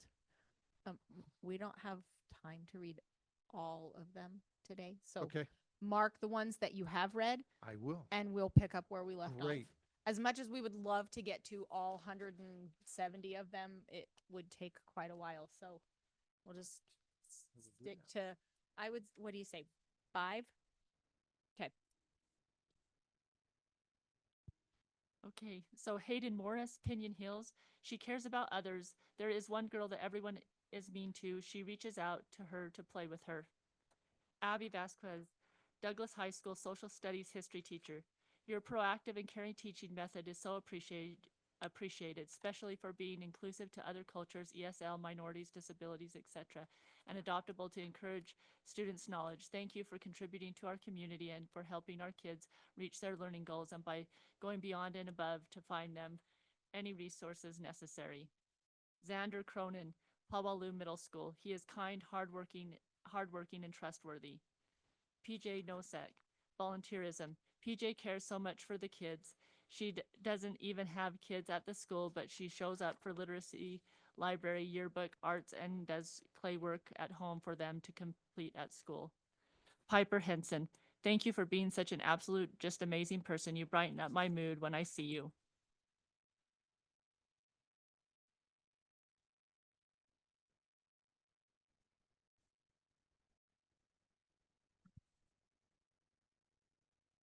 Lauren Spires, Epic Coach. Lauren is such a bright light in the Douglas School District. She's always doing her best to help however she can.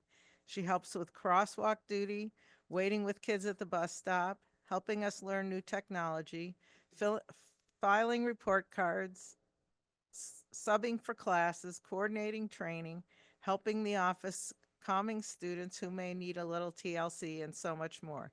She's the epitome of a team player, and we're very lucky to have her. Sonia Alvarado Lyons, GES Secretary. Sonia is one of the most thoughtful people I know. She secretly brightens others' days through kind words, small gifts, and when it's been a rough week, she brings in treats for the staff to bring joy to others. She pours her heart into those kids who need a positive light in their life. We're very lucky to work with such wonderful people. Madeline Phillips, Pinion Hills School. Madeline is fantastic because she always tries her best in school, academically and with her friends.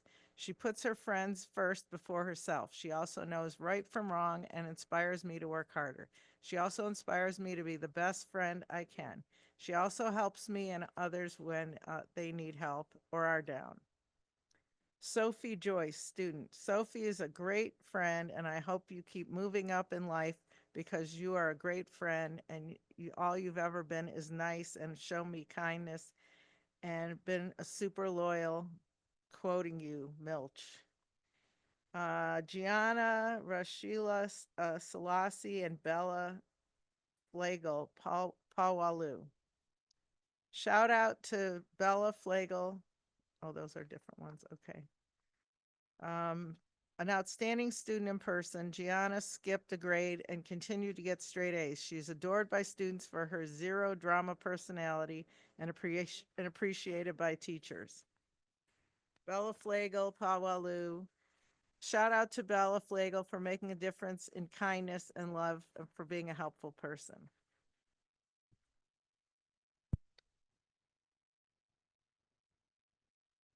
Sydney Wenzel. Sydney Wenzel is always kind and always helping other students out. George Alvarez. He always drives safe on school property, so thank you for driving safe. Embry Givens. Embry Givens is a great friend. She has passion for school and she doesn't give up when she's having a bad day. She always puts a smile on her face. Cora Jasperson. Cora is a great, smart student. She has a good personality and she is always a kind and giving person. Okay, we have Kylie Roca from CVMS. She is always kind and is a great teammate. She builds people up and is funny. She also has been there for me when I am sad and I am around her. She always makes me feel warm and smile. Ellery Correa Deadman is a student. Thank you for being such a fun gal that brings light to our school and always has a bright smile on your face. You are the definition of someone who loves who you are. With your dorky personality and quirks, keep on being you and never stop smiling. Linda Slater is a secretary / sub coordinator registrar. Linda goes above and beyond to spread positive energy through our school. Her morning emails are so much fun. She works hard and does her job well. She makes a difference at Pawalu by doing her job so well. Caleb Currents is an algebra teacher. This is the first year I do not have to fight my kid to do his math, and he actually gets excited to share with me what he is learning.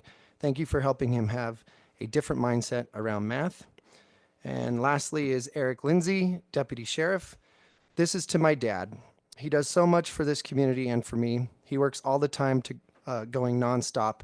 He's had to deal with so much and he works so hard. I appreciate everything he does and I think he deserves credit for everything he's done.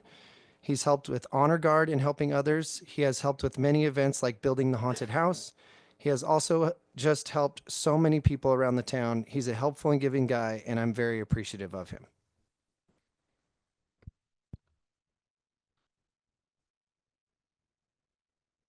Riley Steve, a student at Pawalu Middle School. Riley is an amazing person, always helping out others when needed and is funny and generous. She gets mistreated, so she deserves more and to have better friends. She is amazing. Lauren Spires, MES Epic Coach. Lauren is amazing. This is a test, but Lauren Spires is an amazing human being and always goes above and beyond helping students and staff. Amy Grant, Principal at Pawalu. Amy is always a pleasure to run into, and my child is very fond of her. She makes me feel comfortable and at home and makes her learning more relaxing, opposed to stressful. Damasa Miller, MES Reading Specialist. Ms. Miller greets every student by name almost every morning. Students thrive on the personal recognition she gives them, and it is a great way for them to start their day. Max at DHS. Max is a really good person. That is that. All right. So we look forward to reading more of these at next month's board meeting. We would love to we're going to jump ahead because I think we're going to feed on positivity. And I'd like to personally welcome Olive to our board. And we'd like to turn some time over to you for our student presentation. No, yeah, sorry. That is number 9.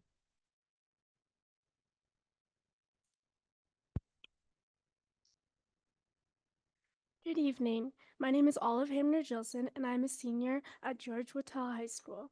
I'm honored to be chosen as one of the student board members. Today, I will be sharing my first student board member report.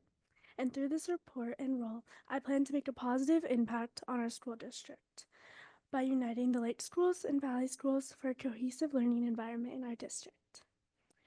A little background about me: I have been a student in the Douglas County School District and at Wattell High School for 4 years. I've been involved in many activities, such as our academic team and girls golf team. I'm also the vice president of our senior class, the National Honor Society president, Key Club president, and a web leader. I have experience in leadership roles as the president of many school clubs, as I listed, and the captain of both the girls' golf team and academic team. I love to volunteer not only through Watel, but also through the Reno Philharmonic Organization. I'm very passionate about this, and I'm so excited to improve our experiences through our schools and opportunities and resources. So I'm going to start with an update about Watel High School. So our Watel boys ski team placed second. They're the state runner-ups for all of Nevada in their downhill skiing. And our 7th grade middle school girls volleyball team has won our small school tournament. Watel recently hosted a poetry out loud competition, which all honors and any students who wanted to participate could participate. And we have one winner who will be going to UNR to continue the competition through statewide competition. Watel recently has also had 3 amazing young women. They received the Sir Optimist Woman of Distinction Award for South Lake Tahoe. And our 3rd through 8th grade students will be going to Heavenly to learn how to ski for a day next week. As for Douglas High School, they had a girl on the wrestling team win the Nevada state title for her weight, and the rifle team won 3rd place at their final competition. The Douglas High academic team has also been competing and doing very well. For my role on this board, I would really love to increase the school spirit and community spirit, not only of our individual schools, but also of the schools all throughout the district, and really bringing them all together. I've also recently learned that Watel does not recycle or compost, and I really want to push for initiative on recycling in our community and our schools. So I'll be meeting with the students of Watel to ensure all students' voices are heard, and I will be using my friend Ender, who you saw last semester, as my resource for Douglas High. I'm so excited to be given this amazing opportunity, and I plan on representing the students at our schools the best I can. Thank you.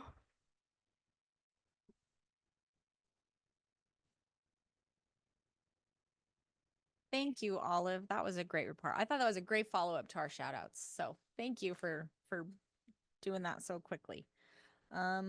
Our next item is number 6, approval of contract for board training on governance, discussion and possible action to approve with conditions or deny a contract for training on governance with Dr. Phil Gore in the amount not to exceed $20,500, and if approved, to authorize to execute the same in a form acceptable to district council. I'd like to turn some time over to Mr. Alvarado to further explain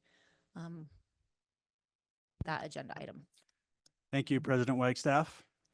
So Dr. Phil Gore, we first met him back in January when the board and I attended a professional development training with NASB.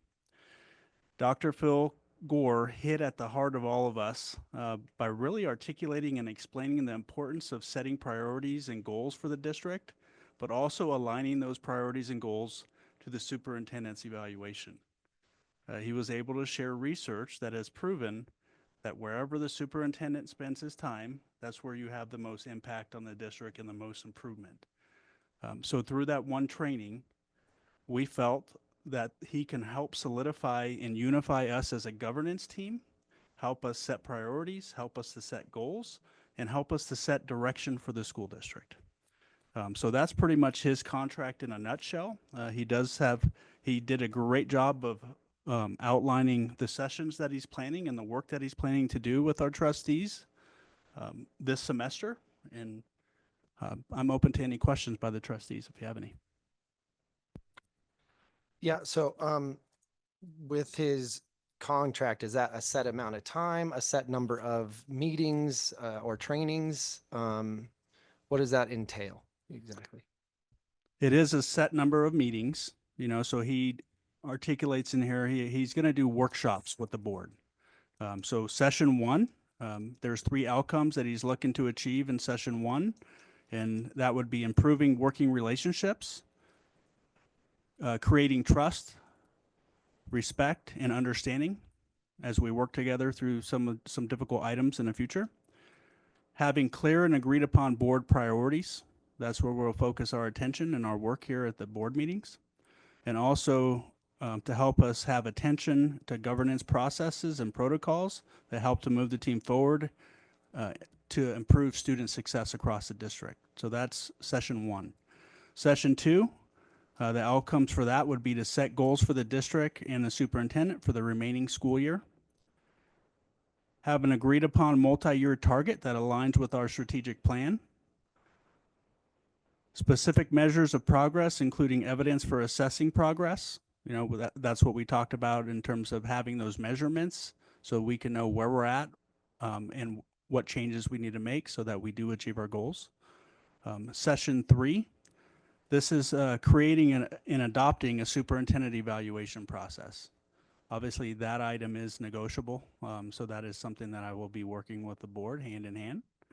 The outcomes for that are a process the board can formally adopt for evaluating the superintendent, an instrument with a rubric for assessment performance, and lastly, practice rating a superintendent's performance with the instrument. So kind of like a calibration practice prior to implementation. So those are the 3 sessions he's planning, and there will be individual coaching for the board members that's included in here. Okay. Where is the money going to come from to pay for this? Yeah, the money for this is going to come from the superintendent's budget. Yeah, so currently the superintendent's budget has about $37,000 remaining for the school year. And we're going to allocate a portion of that money from that budget for their governance training. And that's earmarked specifically from the superintendent's budget, so it can only be used for said budget, correct? Or as part of said budget? Not necessarily. I do have discretion to use it for other items, but I think helping our governance team unify itself and move forward in a positive direction. Sure. With set priorities and goals and metrics to evaluate those. I think that's going to be valuable for the district, for the trustees and myself. And is this something that can be reused? I mean, once we go through this training, does the district have these resources, and any other board that comes on or superintendent or what have you, are they able to use these resources? Great question. Yes. So the district owns this. It is the district's property. So this is something that the district can maintain for the future and have an adopted instrument that they can codify in policy if you want to. You don't have to. And so we do own these materials.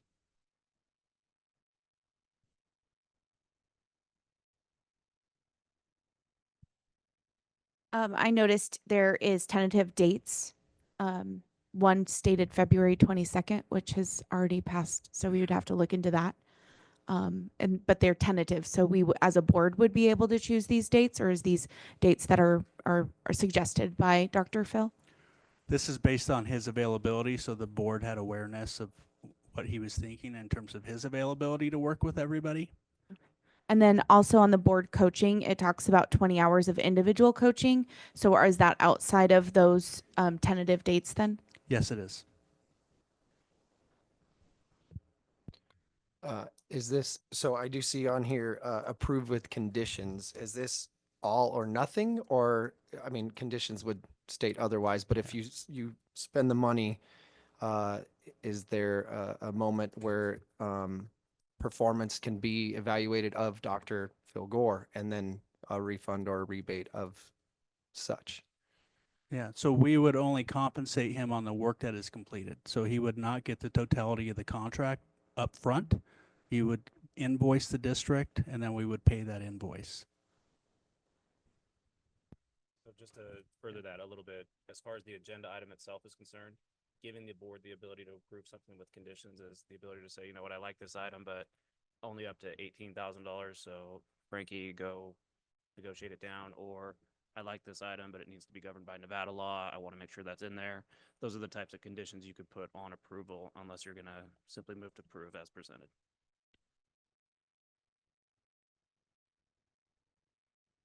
Any further questions?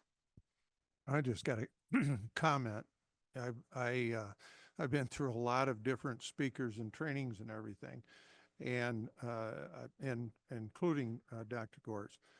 And I have to honestly say he is the best one that I've ever heard, because he stays on track with what needs to be, and he doesn't veer off from that and start talking about things that really doesn't apply. So if this is approved, I'm looking forward for him to be there for him. I'll add to that. We all were, I think most all of us were there at the conference, and he was great. I mean, they were all good. He was the best. I think that he has a lot to offer us. Any other questions from the board? Okay, we'd like to open it up for public comment.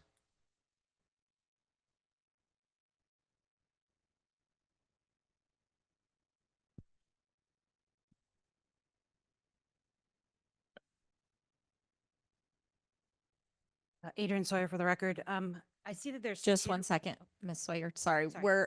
our clerk is not here, so we're compensating. So just Okay. give us just 1 second. Are we ready? Okay. Sorry. Adrian Sawyer for the record. I see that there's two items, so I'm a little confused if you vote on this one, yes, that the next one is an automatic no. I guess I don't understand why there's two trainings, if there's separate trainings. And also, I don't see anything in here about like open meeting law or ethics, which I think is probably one of the things that the board needs the most. So I'm concerned about $20,500 for training. That's basically, can adults get along and be respectful? So I feel like that's a lot of money. I do agree that the board needs training, so I'm for one of these, but I don't understand why there's two separate items. Yeah, thank you. Thank you, Ms. Sawyer. Any other further public comment? Okay, we will close public comment. Mr. Alvarado, do you want to address the questions that Ms. Sawyer asked? If you'd like me to, yes, I Yes, can. please. Yeah. So Dr. Phil Gore, his contract is for working with the board to set priorities and goals.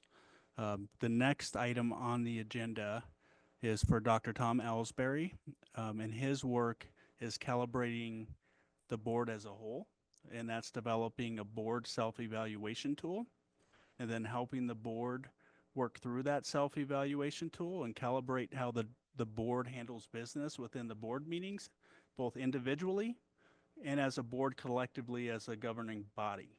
So this is really two different scopes of work. One is for the district, and Dr. Ellsbury would be primarily for the board to improve its practice after every meeting.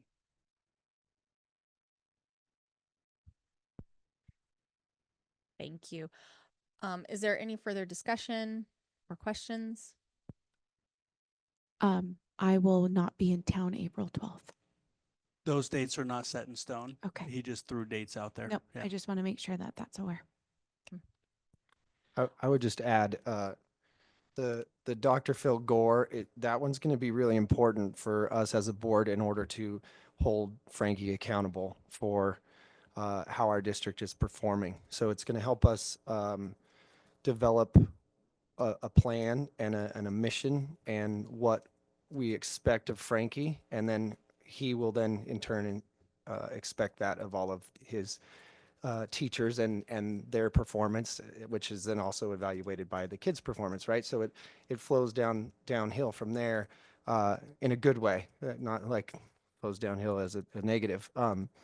And so that one is imperative. The other one is about the cohesion of the board, right? And so obviously we can use all the training we can get. I think you've seen we've all gotten along pretty well, and we've done a pretty good job in the decorum and the pageantry of the whole thing. So in this case, this one is really important for us to be able to evaluate Frankie fairly and to hold him to a standard that his pay is eventually going to be tagged to. So thanks. Is this something, I just have a quick question for you, Mr. Alvar. Is this something that we can approve with the stipulation to give you the ability to negotiate, or how, does that make sense? Mr. President, with your permission, Yes. the agenda item is an up to amount, which Okay. authorizes specifically the superintendent to work up to that amount. It's not a mandate to spend all of it. Okay, so we don't have to spend all of it. Correct. That's good to know. All right. Is there any further question or discussion? Just the up to amount, if who will decide what of those things that we want to do? I mean, will it, or are we just approving all the sessions? I anticipate that we'll calibrate on the first meeting with Dr. Phil Gore and make a determination on our next steps and what aspects of his contracts we will pursue. Thanks. Ms. Miller? I do like the fact that with the outcome of the superintendent evaluation, that becomes the district's actual work. So we have that going forward for, the future. Because it's not just then an investment in this current board, in this current superintendent, it's an investment going forward for many, many years. Does anyone have a motion to make?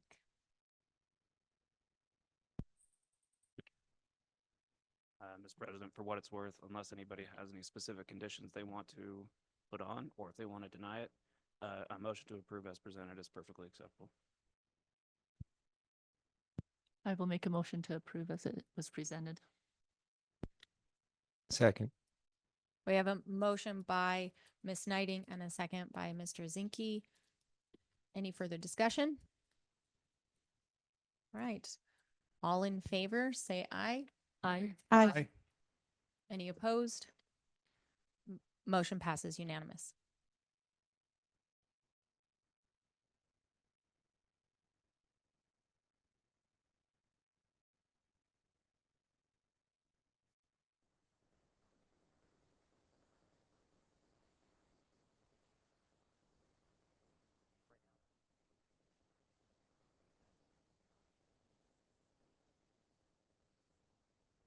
All right, so we'll go right into number 7, the approval of contract for board training on balanced governance, discussion and possible action to approve with conditions, or deny a contract for training on balanced governance with Tom L. Alsbury, founder and president of Balanced Governance Solutions, in the amount not to exceed $10,000 and not to exceed $27,500 for the fiscal year of 25-26. And if approved, to authorize and execute the same in a form acceptable to district council. Mr. Alvarado, would you like a moment? Yes, I'd actually like to introduce Dr. Tom Ellsbury. He was available to discuss his proposal with the board today in the public. So Jesse, if you don't mind promoting him to speaker.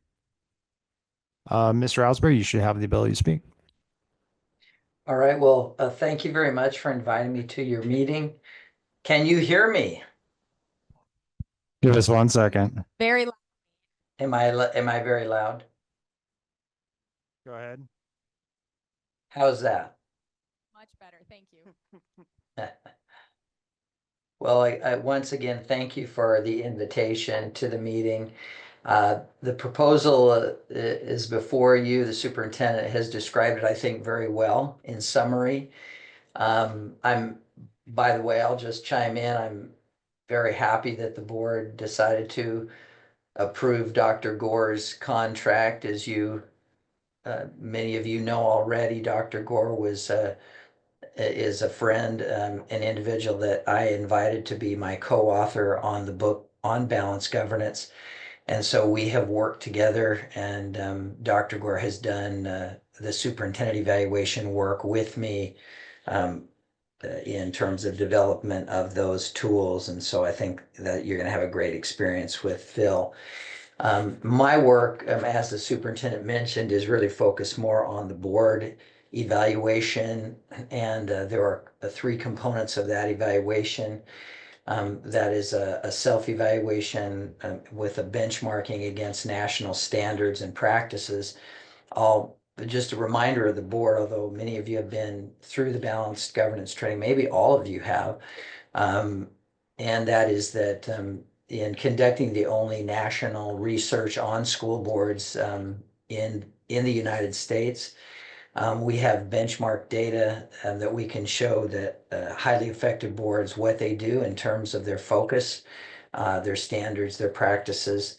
In addition to that, we have the individual board member practices as they work with each other on that team and also during meetings.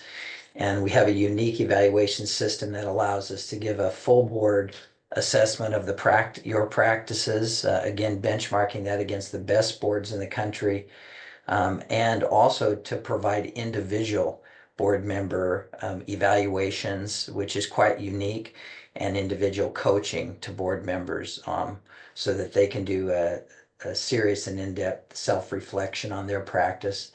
And then finally, we have an additional observation element where myself and a colleague, a trained colleague, views your board meetings and conducts an in-depth analysis of your meetings and how you conduct your meetings, and then gives recommendations, and that culminates in a very comprehensive evaluation that the board can use for improvement moving forward.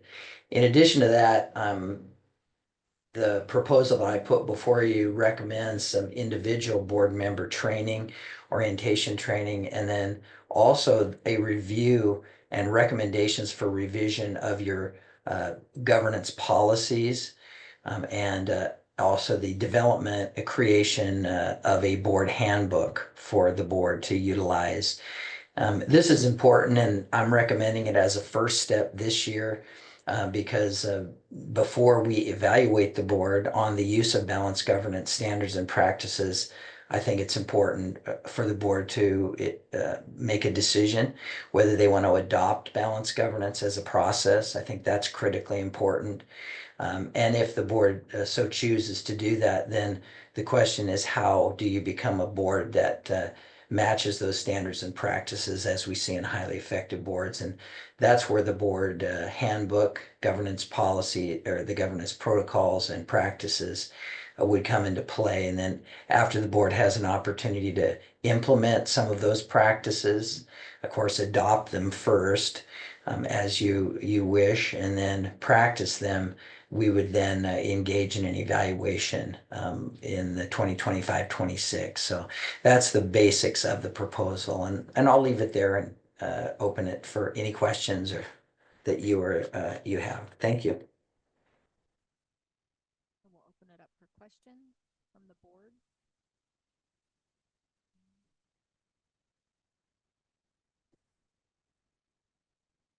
Ms. Miller. So I do have a question in regards to the self-assessments. Obviously, some trustees have been here 2 years, some are new. How does that work? Are all trustees, what happens if a trustee is not open to the self-assessment or doesn't understand and has some resistance? Yeah, thank you. That's a great question. I very rarely, but it does occasionally happen where a trustee is not willing or interested or feel that they're ready. There can be a lot of reasons for that, to engage in a deep self-reflection. And so I always recommend that the individual evaluation portion be optional, and that trustees can in fact opt out of that. I will tell you that when we do engage in that individual assessment, that's done with me directly and privately, and is not data that's divulged to the rest of the board or that is public information. So it's an individual and private consultation with me. So in addition to that, I'll just note that boards that I've had in the past where individual board members have felt a little apprehensive about that. Just to let you know, usually in year 2, when the rest of the board convinces those individuals that they really need to do this, because it is actually the most popular segment of the evaluation that I do with boards. So That was going to be my next question, was what do you see as with trustees who opt out of those self evaluations versus the ones that do? What kind of differences do you see? So that's interesting to see that it looks like that the other trustees push the one that maybe opted out to really dive into that. So thank you.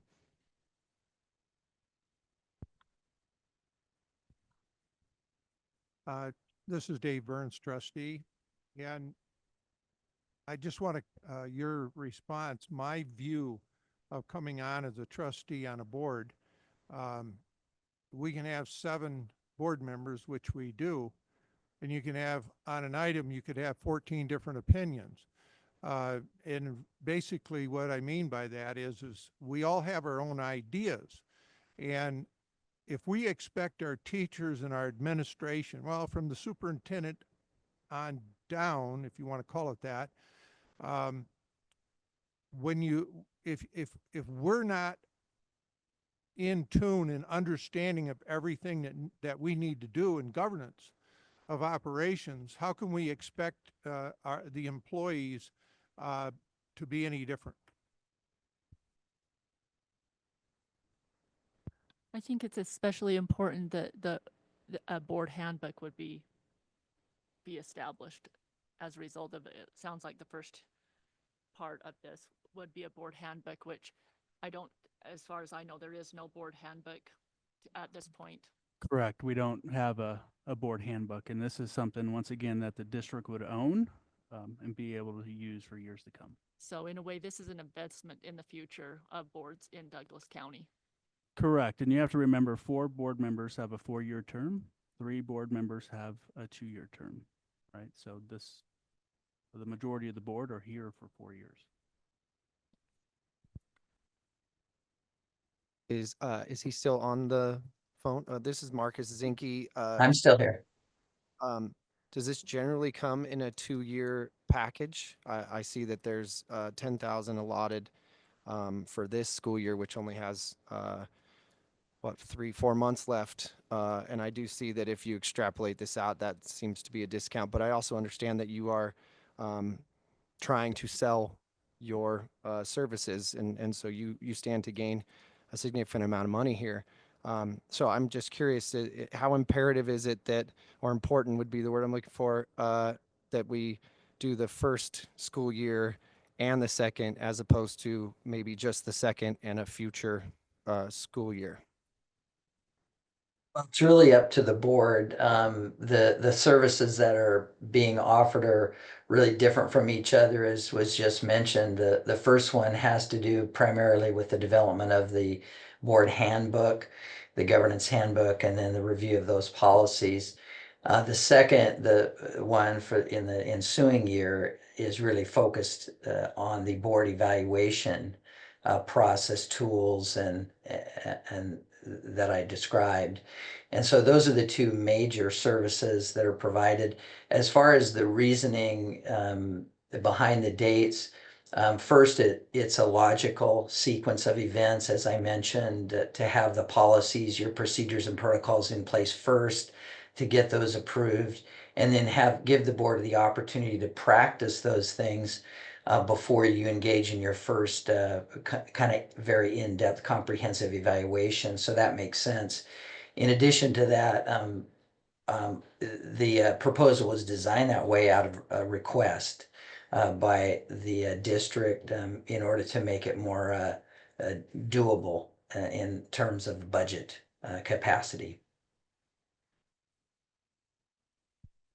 Thank you. I have a question for you, Mr. Alsbury. If we decide to move forward with the first part, are we obligated to continue with the board evaluation? You're not. Each of the services stands alone, and you are, I invoice when the work is completed.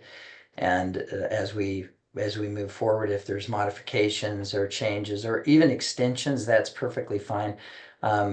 I try to be very flexible with the boards that I work with. I work with a number now of boards in Nevada, and it's not unusual for circumstances to arise that cause board members to want to pause some of the services, maybe extend out, and I'm always very happy to do that with boards. And sometimes there's services that I offer that aren't in the current proposal that boards have asked me if it's possible to replace those with the same, cost. And I just want to be completely flexible and provide the board with what meets their needs.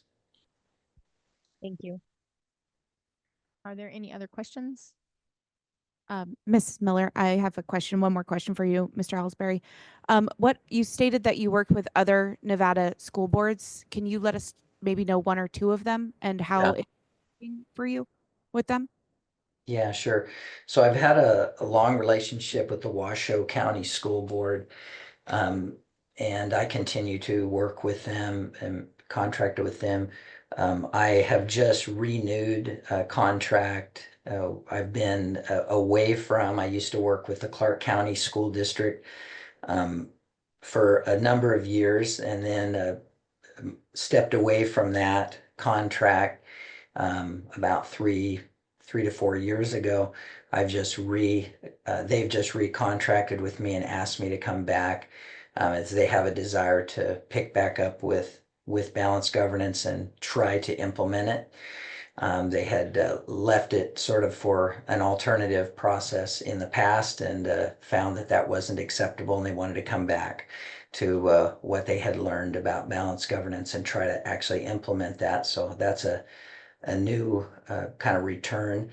I'm working also with the Elko County School District at this time as well. So those are the current ones. There's a few other pending requests from Nevada, but those are the ones that I'm currently contracted with. Thank you. Any other questions? All right, we'd like to open it up for public comment at this time.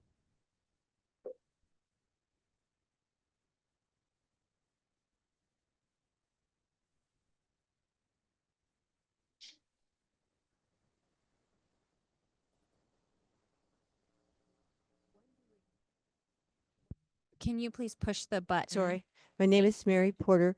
I was wondering the degree to which your initial evaluations of the board members and then your evaluation of how they're doing governance wise, to what degree is that public information as opposed to private information? Because sometimes news services take sentences out of evaluations and that's what the community hears. So I was just wondering what's public and what's private.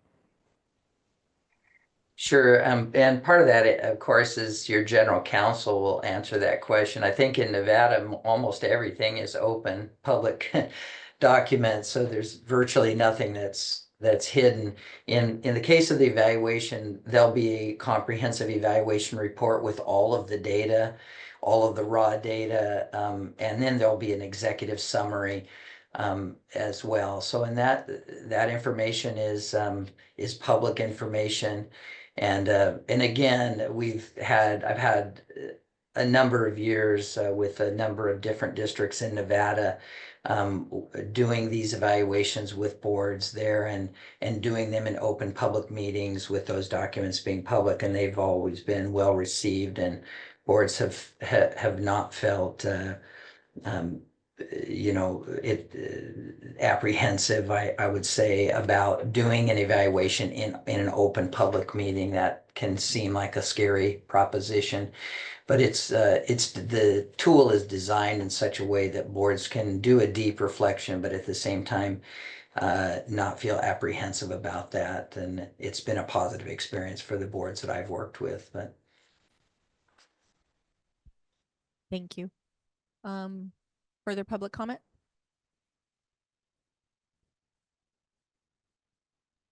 Adrian Sawyer for the record. Mary asked the question I was going to ask, but I did want to thank the superintendent and Trustee Zinke for explaining the difference between the two and the need for them. Definitely by hearing the discussion, at first I just see the number and it's shocking, $57,000. So thank you for explaining it to the public. I appreciate it. Thank you, Ms. Sawyer. Any other further public comment? Seeing as there is none, public comment is closed. Is there for any further discussion or questions from the board? Mr. Burns. I'm seeing 2 school years on this.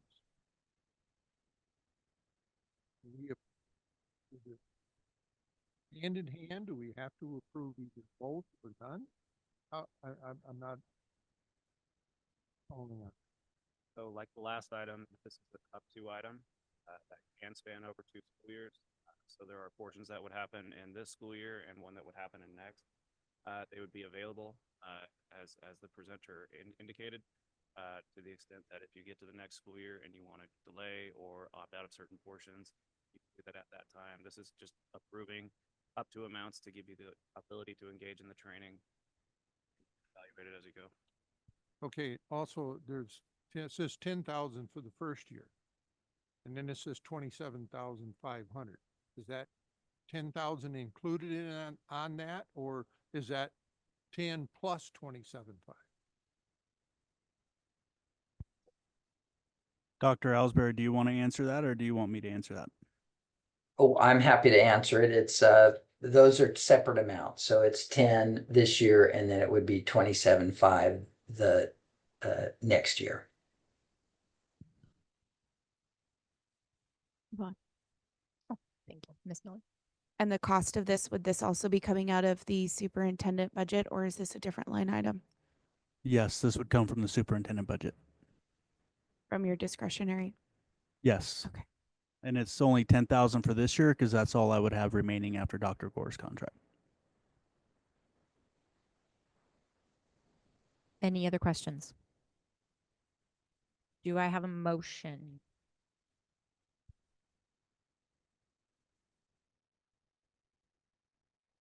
Ms. Jansen. I'd like to make a motion for approval of contract for board training on balanced governance. Just for clarification, as presented. As presented. I'll second. I have a motion by Ms. Jensen and a second by Miller. Any further discussion? All right, then we have a motion on the floor. All in favor, say aye. Aye. Aye. Aye. Any opposed? Motion passes unanimously.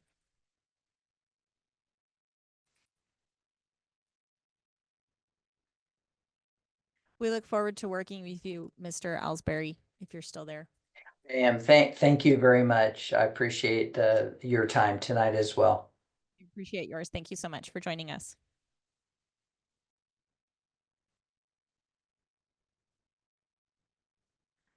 We have a couple of people here that are here to present on different things. So we're going to go ahead and jump to the annual calendar approval. Item number 12. We'd like to invite our staff that is helping with that. It's Ashley, correct? Okay. Welcome, Ashley. We're glad to have you back. Thank you. Hi. Ashley Mitchell. There should have been an attachment of some survey results next to agenda number 12. But I can just talk about them if that's better. Perfect. Go ahead. So we had surveyed the placement of the 2 PD days, whether they should fall right at the end of the first semester or the following week to break it up a little bit. So the survey results showed 71% of families supported them backing up to first semester, and 58% of staff members supported backing them up to first semester.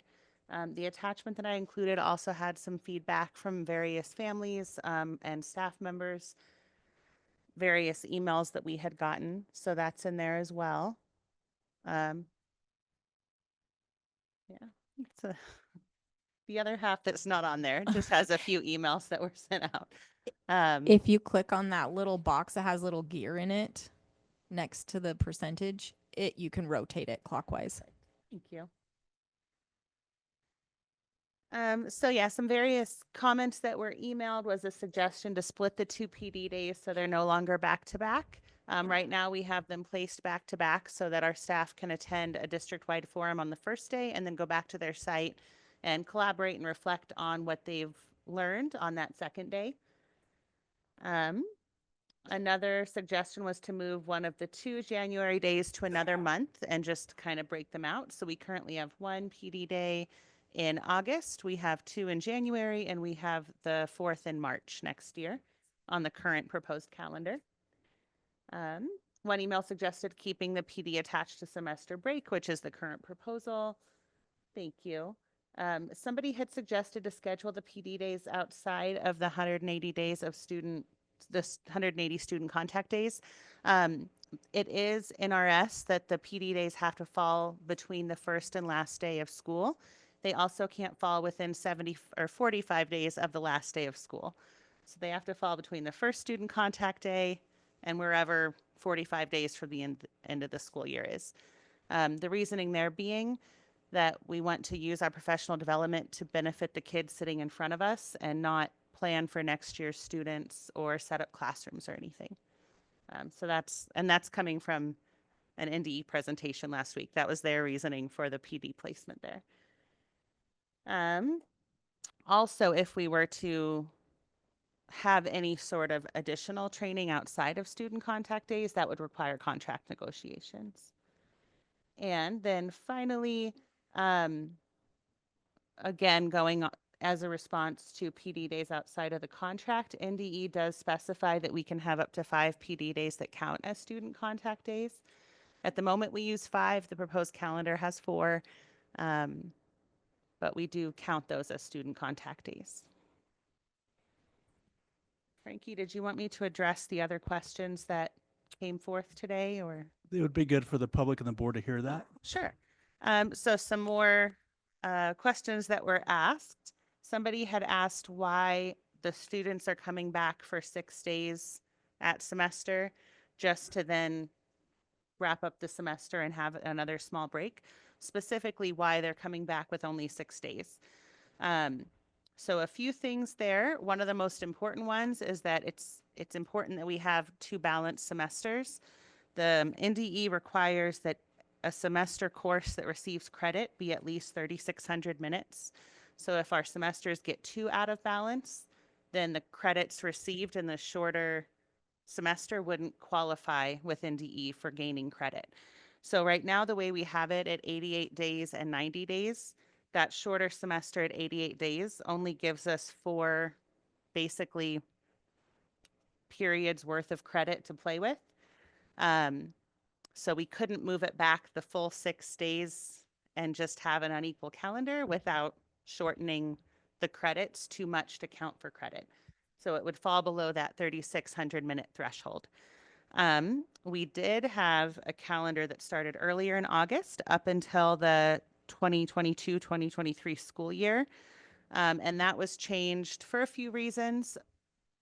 Generally, people wanted more of August available for summer break, but also Board Policy 803 says that we align closely with South Lake Tahoe and that the Valley align closely with the schools. And so when all of that kind of meshed together, the lake is very busy in August. Our lake schools don't have air conditioning.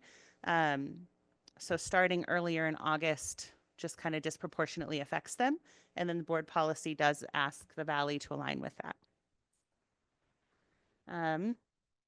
Another question that was proposed or was asked is why we changed the PLC days from 90 minutes to 75 minutes in the proposed calendar. The reason for that change was one of the very consistent pieces of feedback that our surveying resulted in was people wanted the PLC schedule to be reliable. They felt like it was hard for families to keep up with when those PLC days were.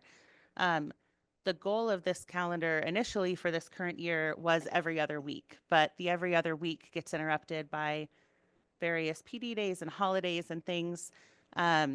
So we were looking at greater frequency, and then we ended with the back-to-back because that was also a question is why are they back-to-back?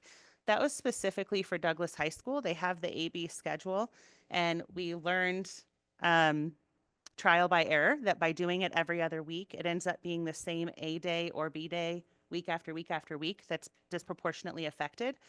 So our goal with back to back was that it would be AB, AB, A, and then B, and it would rotate for them. The placement of those don't really affect the other schools, whether it's back to back or every other week, but it does affect the Douglas kids. And then the last question proposed was, what was the reasoning behind the new minimum days? And so we did have minimum days for final exams at DHS up until the 2022-2023 school year. And this November, the DHS admin came and presented to Cabinet and made their case for returning to those half days. They think that it's important for students to have that time for summative assessment, whether that's finals or project-based learning or presentations.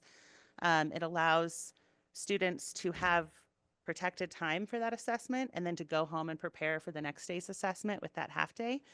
And it also allows our teachers that time in the afternoon to grade these complex assessments with all of the integrity that they deserve to have when they grade those, because grades are due that last day of school at 2:30 in the afternoon. So that grading time, the time for students to prepare, and then also the DHS administration talked about it's important to them that they align those 3 minimum days with the PLC plan for next semester, so that the assessments being given are data driven and a result of like a cohesive PLC plan that they're implementing month to month, that then is like able to come to fruition because they have this dedicated summative assessment time. So, Thank you very much. thank you. Those are all the questions that were proposed to me ahead of yes. time, but is there anything I can talk about? Ms. Miller? Yeah.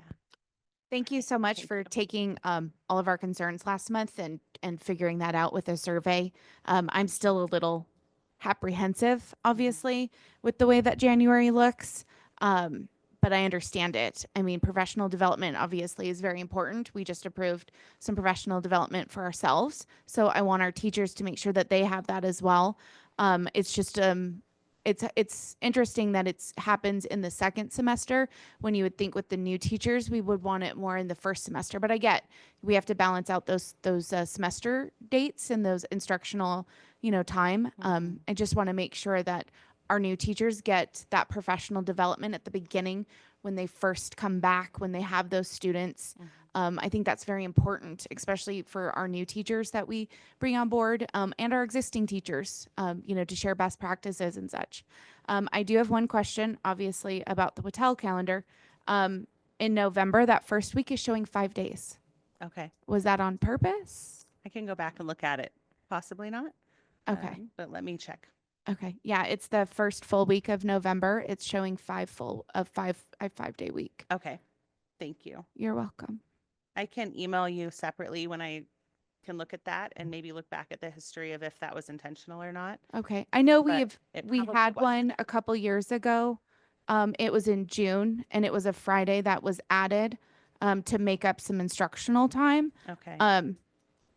But it was interesting that it's in November. So Okay. that it's a 5-day. So Okay. just figured I'd just ask. Yeah, Thank you. it's that first week in November. Okay. And just as so, Erin, in the beginning of the school year, there are 2 PD days there as well. I didn't know if you had caught that. So they get them both at the beginning of each semester. I did. I want to make sure that our teachers really get that instructional and that professional development and meeting with their peers, however that looks. So that way they can make sure that they have that best foot forward going into that new school year. Okay, thank you. Any other questions?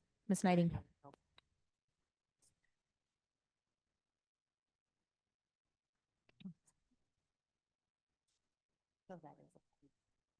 Okay.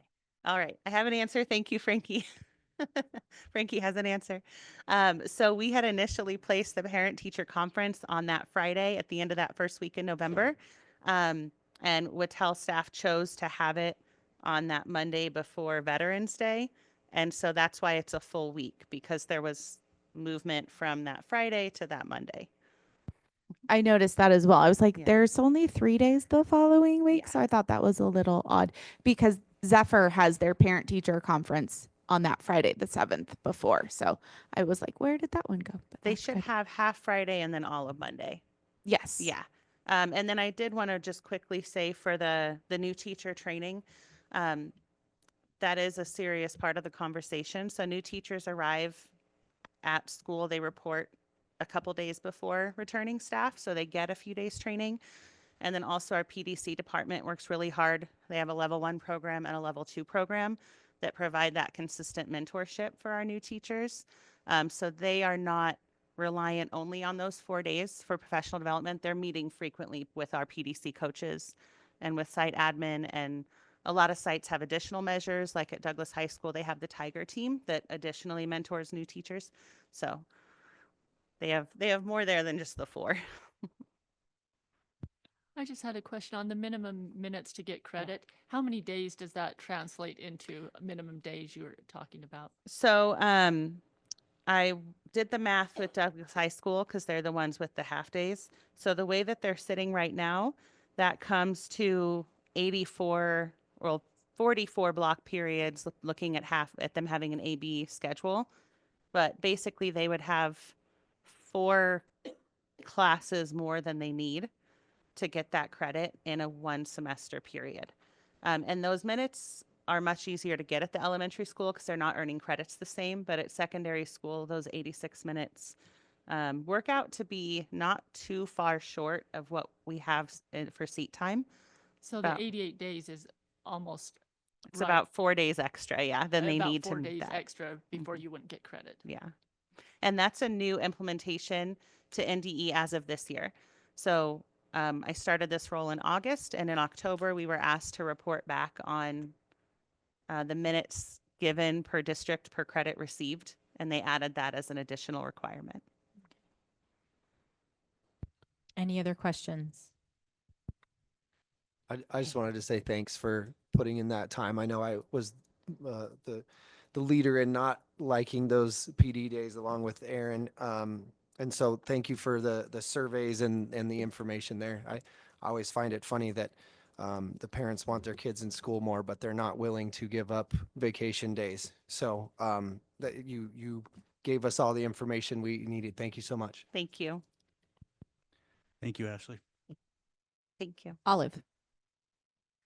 I just wanted to say, from a student's perspective, I know it's really hard to take our finals or end of the semester right after we get back from our January, December break, and those 2 weeks ish before can be really hard before we have to take our finals. So starting in August could make that easier. I also know, as someone who takes a lot of AP exams, having more time within the before May testing to prepare for these exams could also make it easier for us. Thank you so much for saying that. As a previous AP teacher at the secondary level, I'm with you 1,000,000%. And we did survey in the hope, I guess, not to sound biased, but we liked ending at semester for AP, for the cleanliness of the semesters, for kids not needing to spend their winter break studying for finals, and getting to go home and have that. But that would require us to start back much earlier in November or in August. And we've done that up until 22-23, but it wasn't overall supported. I was just going to say, that's the feedback I got from my own daughter and from other parents, is it's really, really hard, not so much on our elementary kids, but on our high school kids, to come back and take finals after being on break for those 2 weeks. Maybe having all these conversations, we can survey again for next year's calendar and get different results. And then we'd have to look at board policy tying us to South Lake Tahoe to change that. We can definitely have those conversations. Are there any, Ms. Miller? We would also have to look at the whole AC because that gets very hot in those buildings with those kids. So that's the unfortunate thing about being at the lake. Thank you. All right. Any other questions from the board for, I don't know your last name. I'm Ashley really Mitchell. Mitchell. Yeah. I'm like, I know it's Ashley. Thank you, Miss You're welcome. Mitchell. Any other questions? All right. Thank you very much. Thank We you. appreciate your time and energy working on this calendar. We would like to take the opportunity to open this up for public comment now.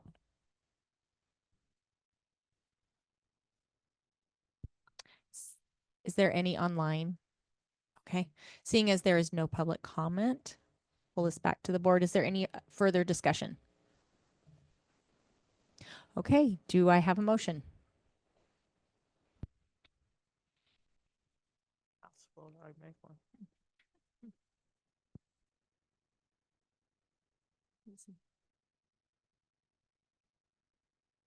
I make one. I make a motion to approve the calendar as presented. I second. Oh, I have a motion by Ms. Knighting and a second by Ms. Jansen.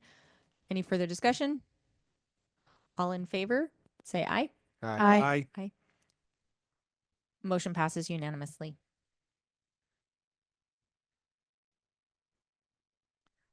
All right, we'll move on to number 13, Family Life Sex Education Advisory Council members. We would like to invite, is it? Okay. Okay. Okay. Is there any discussion to be had? Any questions? Do you have something to say? Okay, so I would like to possibly think about adding a board member to that. If that is something that we can do within this agenda item. So I'm currently on that board as a parent. Oh, well, that works. Well, you're not on here, so. No, I believe those are just listed as the employees, but Okay. not the parents. Is that correct, Mr. Brown? We did. It's okay.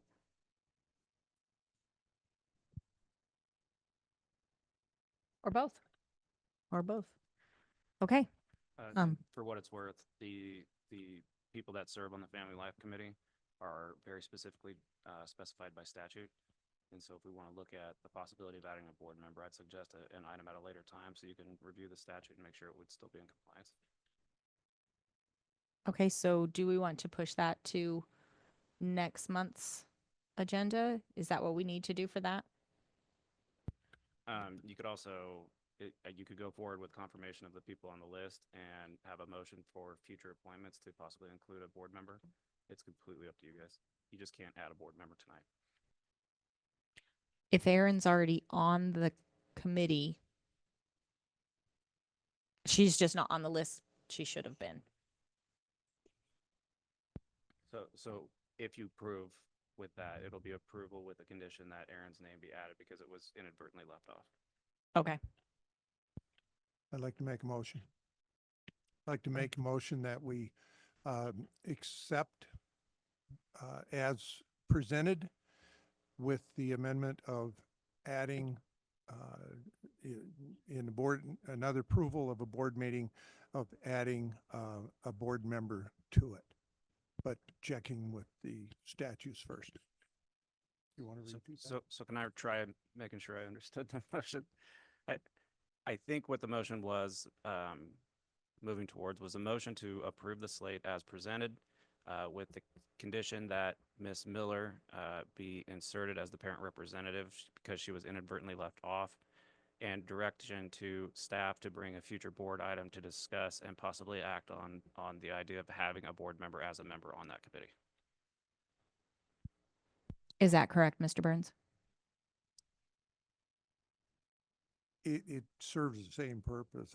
I'd want to make sure that we have it so we can have it as committees, setting committees of a board member on there, not just a parent at this time, but Yeah, we can have a discussion after that, after this, to yeah, bring it next forward. month or But whatever. yes. Yeah.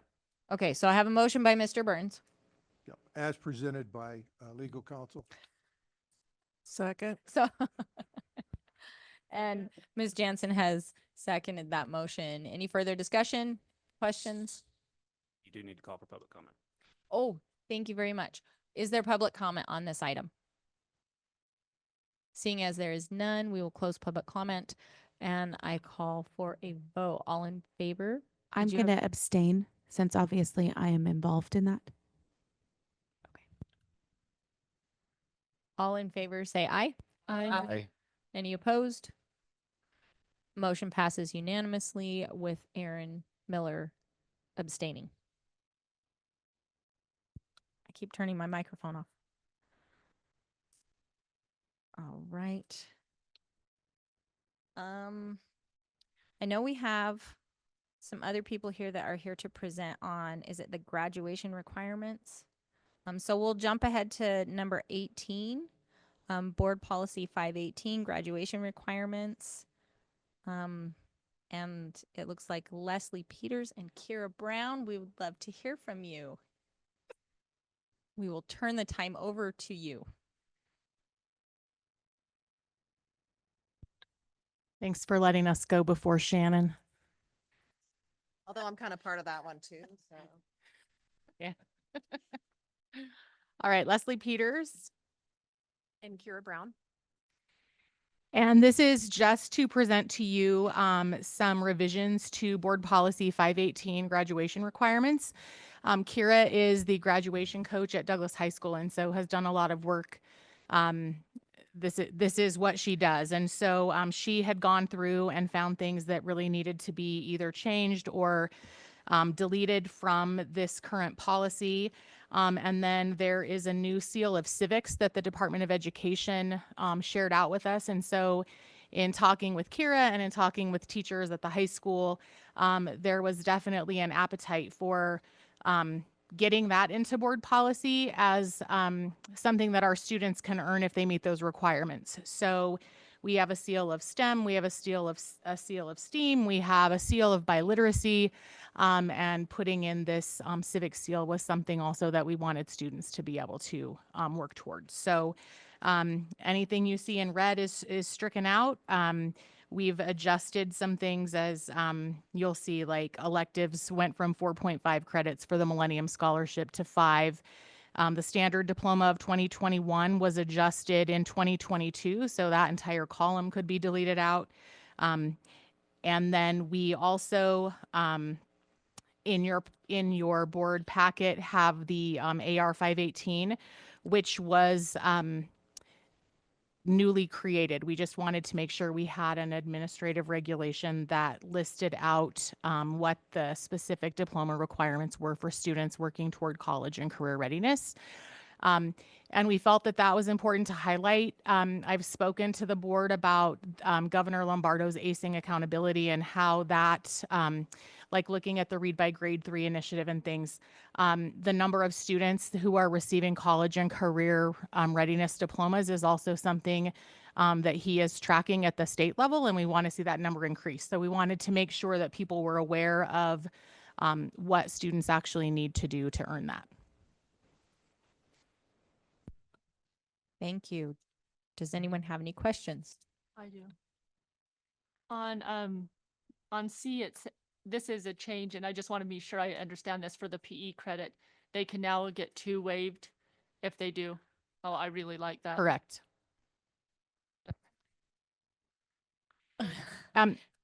Instead of being able to waive just 1 credit for students that might be in a sport or marching band or things like that, the state now allows 2 credits to be waived.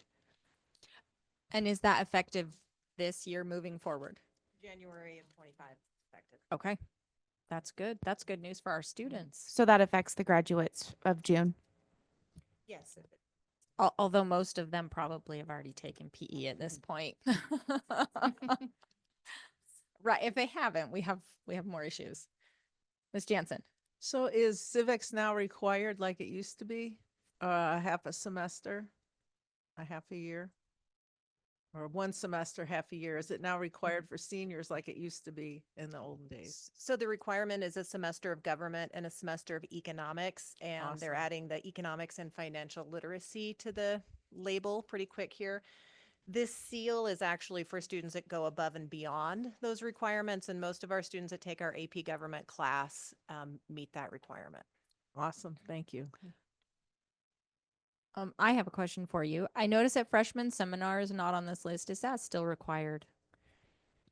It is a requirement in Douglas County, but it's not a graduation requirement, but we do have all freshmen take it. But it's not something like if a student moved here their sophomore year, we would not make them enroll in freshman seminar. It's for our freshmen. So why do we make our freshmen take that class? What I would say is that as we move to a 7-period day, we saw our failure rates just skyrocket, especially with our freshmen. We've really felt that it is a way to help introduce the students to the school. I know there's been some discussions about trying to be more flexible with it. Like right now, we are allowing our freshmen who are taking AP Computer Science, because they take AP Computer Science for the whole year instead of taking a semester of Computer Science and a semester of Health. We're allowing those students to earn their health credits second semester in their freshman seminar time. So there's been a little bit of flexibility with it for some of those students that might not need that support as much, but So is that just a Douglas High requirement? yeah, I don't believe Whitell requires that. No, we do not do that at Whitell. Okay. Okay. And can I say, I appreciate the flexibility. This is my 4th child, and she's the only one that hasn't had to try to, with taking the year-long AP Computer Science. I mean, there was nothing to pair with the other one. And one of mine ended up in Nevada in the West. I mean, which was a great class, but it was, you know, there was nothing to pair there. So I appreciate I've the been an flexibility. advocate of that for many years, so I'm Yes, glad so it's thank happening. you. Thank you so much. Any other questions?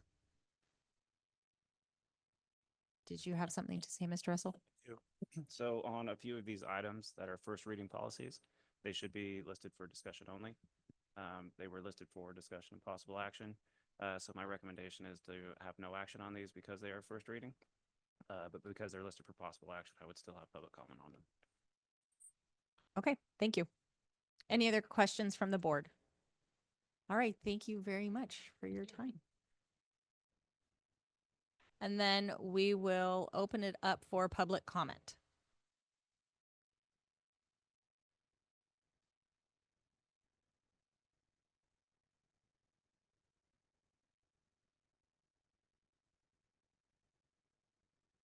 So this is an old lady question for Please. Mary Porter. Okay, thank you. Right, because when I was in high school, we just had one diploma, and when I was looking at the columns, it looked like the standard diploma and the college career ready diploma. It takes the same hours to do stuff. Are they just taking easier classes? And what happens if, like in the middle of high school, you want to change from being standard to being college ready, or vice versa? And if that's too big of a question now, I could ask you sometime later. Maybe this is like, because I just, we just had like, 6 courses and that's it. And so anyway, thank you. High school has definitely changed. Well, yeah. They have a lot more options. Oh, yeah. Yes, Ms. Brown, if you can one address would that hope question. so. Let's say that. You probably don't offer Latin. I don't imagine that's not one of the That is ones. not an Okay, right. option Which, at high it's too bad because Caesar's rendition of the Gallic Wars should be read by everyone.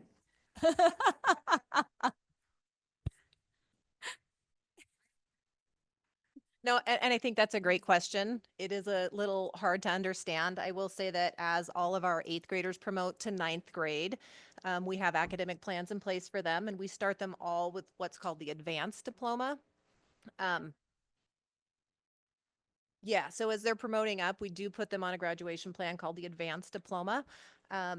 Oftentimes students partway through realize that they don't have the grade point average that is required for it, and may shift to a standard diploma. Oftentimes a college and career ready, we really don't know till very late in the game, because if you look at the AR, the college and career ready has a lot of very unique requirements. Some require test scores or career technical ed endorsements. And oftentimes we don't know those until very late in their senior year. So that is just maybe kind of a higher diploma that some students earn. Most of the credits are the same. I would say the biggest thing with the advanced is they have a higher GPA and they're going to have 4 years of math and 3 years of science instead of 3 years of math and 2 years of science. Yeah. Thank you, Ms. Brown. All right. Then we will go right into board policy, number 19, board policy 518.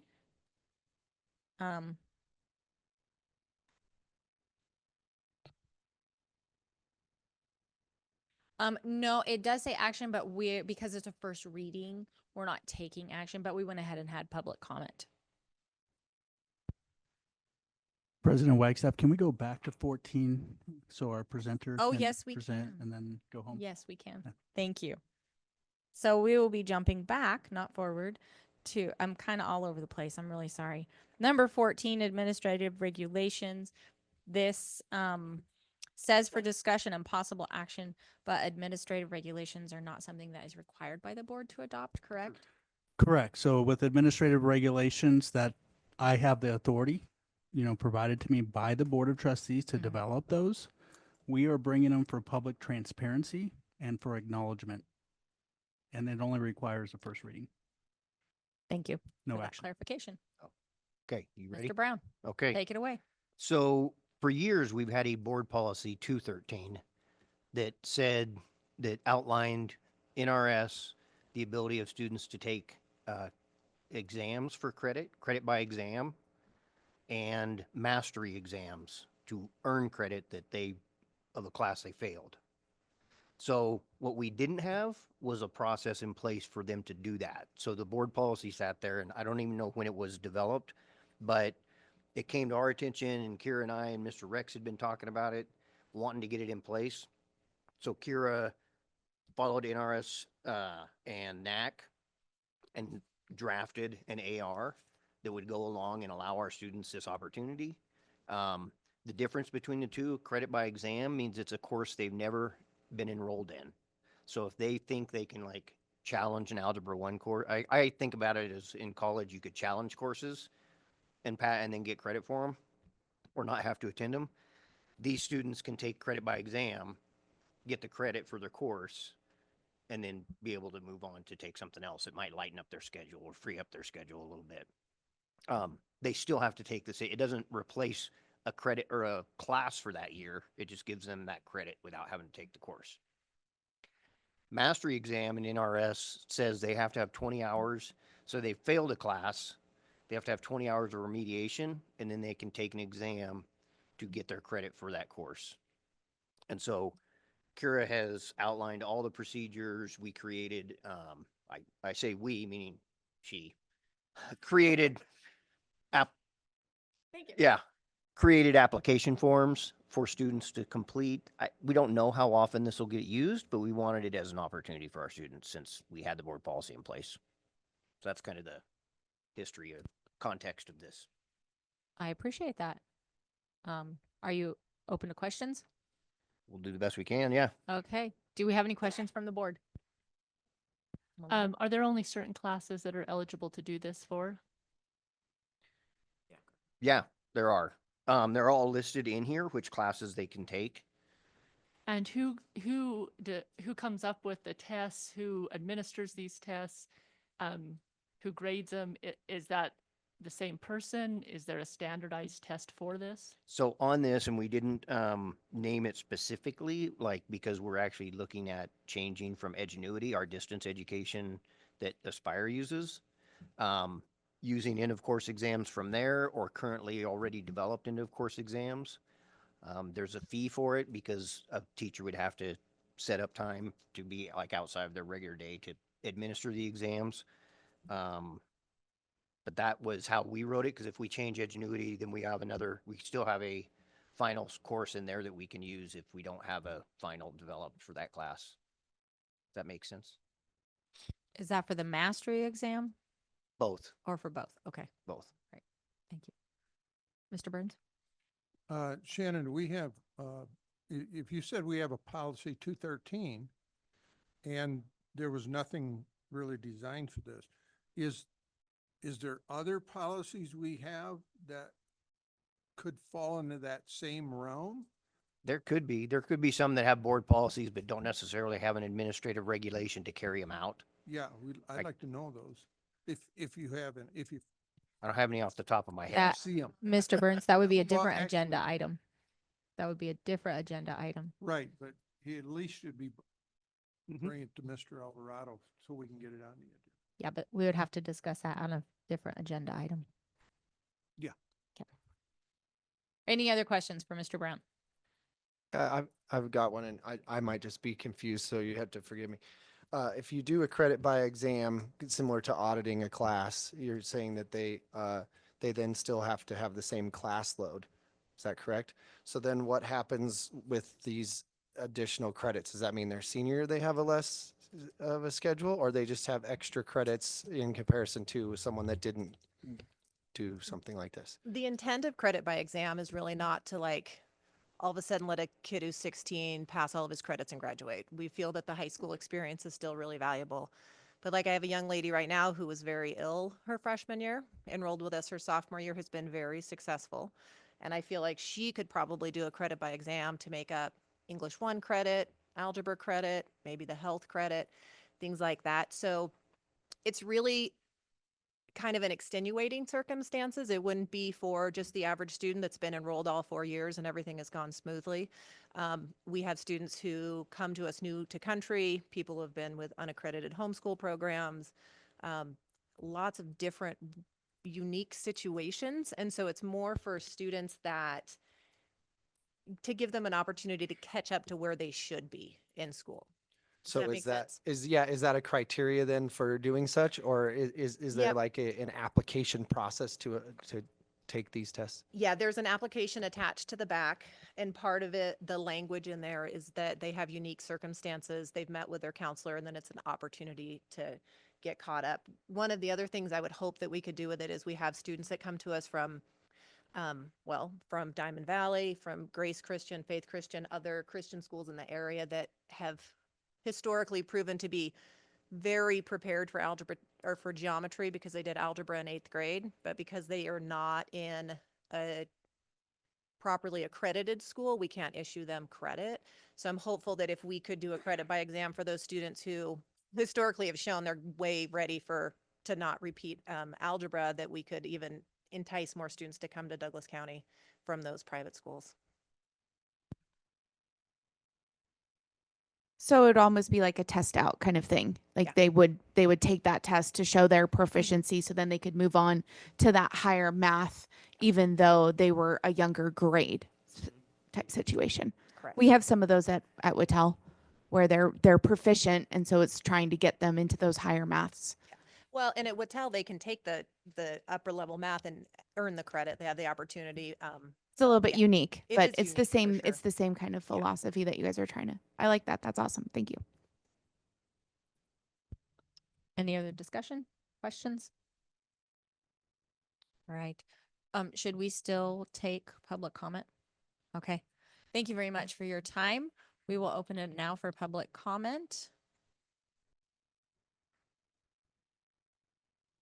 Seeing as there is no public comment, we will close public comment.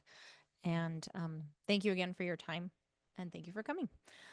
We will move on to, we'll just 15 is another administrative regulation.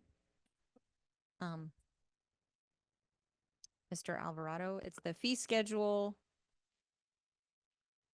Yes, I can do Facilities fee schedule. some There we go. explanation. Thank you. Yeah. I will turn the time over to you. Yeah, so I just want to acknowledge that all of our school properties, buildings, premises are public domain areas, right?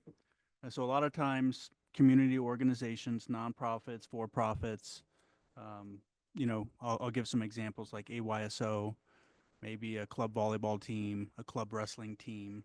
They need a facility to use because they just don't have the funds to purchase their own facilities. So they typically come to our schools, file a facility request, and that facility request, we make a determination based upon their classification on what fees that we would charge. So the district did some work to update the facility use fees.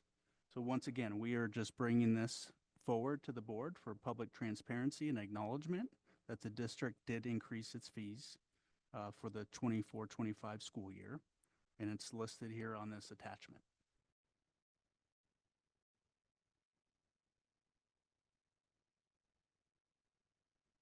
Any questions?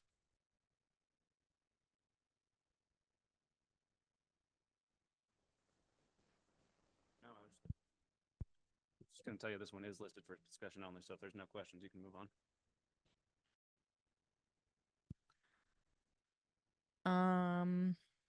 All right, item number 16, our homework policy.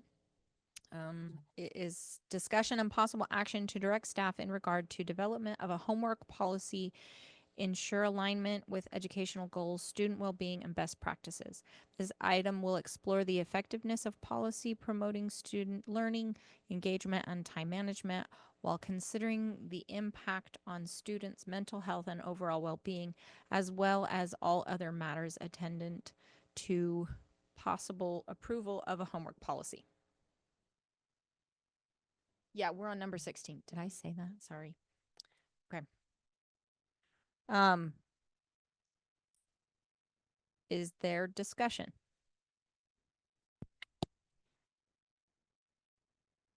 Didn't we make a homework task force that you and I are on? We did not make a task force.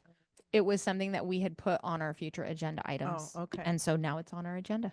Well, here it is. And here it is. So could I say, why don't we discuss the possibility of, with staff and us and maybe some students, maybe some parents, have some kind of a task force so that we could come up with a policy that makes most people happy?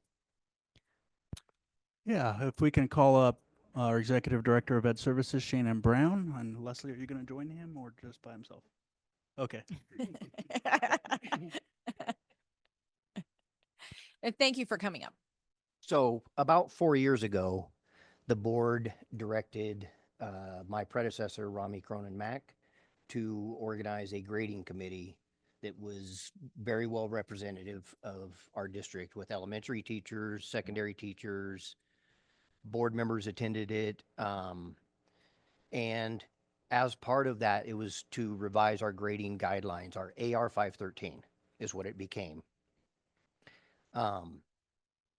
In the course of that work, there were several deep discussions around homework, and homework was embedded into AR 513 for guidance around grading.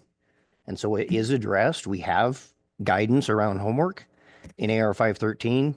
And then with that, that's when the revocation of board policy 214, I think, trying to go off my, was the old board policy and homework AR. So that was a decision at that time, or the way it was brought to the board and they approved it. So I guess I would say, if you want some guidance from staff, is you could direct our office to go back and maybe even call back most members of that committee that are available and relook at homework if there's a particular thing on homework you're looking for that's not addressed currently in AR 513. And because then we can just revise AR 513. So it's not something I can pull up. I can't pull up AR. I don't know where it's at. So I can't read it right now. Okay. But I know for me, my concern is my students are coming home over break, over October break, Christmas break, February break, spring break, and they've got packets of homework. And the reason we've gone to doing breaks the way that we've gone to doing them is so that our students have time off of school. And if we're constantly giving them homework over a break, then they might as well be in school. That's that was why I wanted it brought forward. Okay, so Was to address that concern. I can appreciate your concern. I totally do appreciate it. I know, students that sign up for AP courses have an understanding.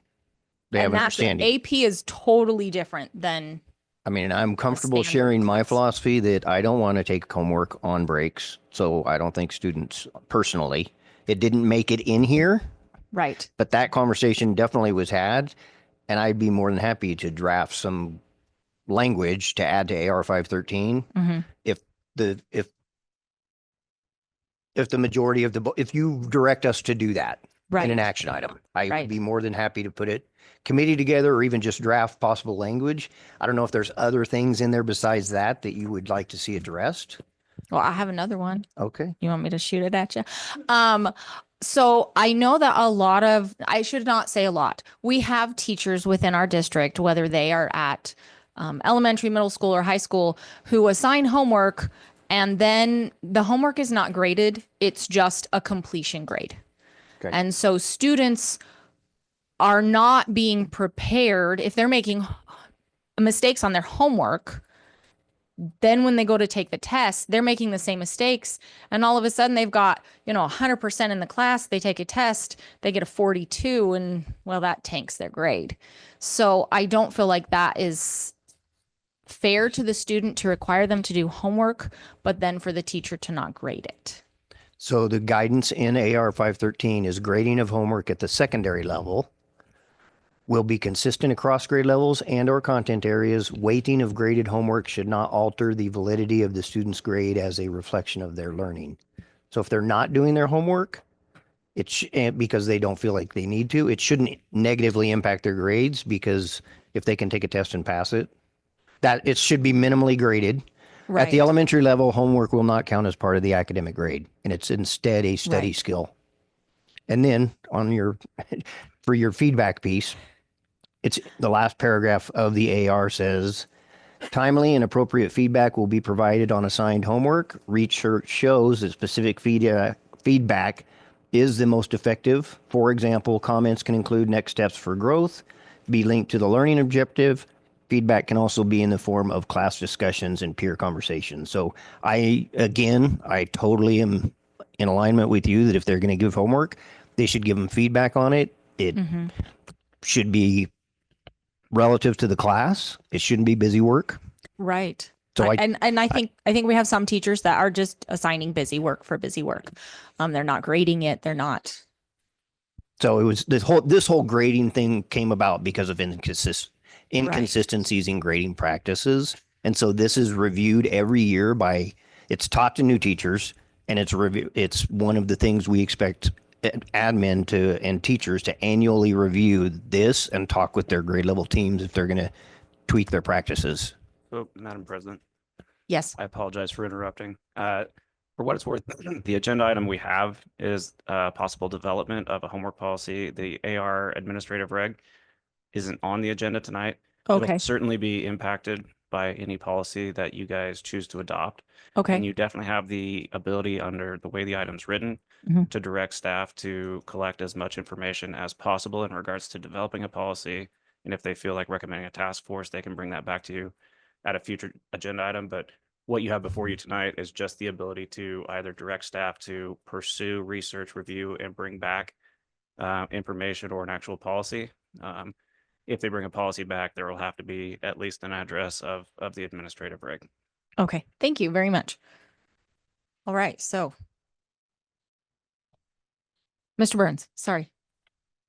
Well, you may call this old school, but some kids need the homework and some don't. So the way it happened with my kids when they were in school is if you had a certain grade level, you didn't have any homework. But if you didn't, you had homework because you weren't up to the standard. So you got homework.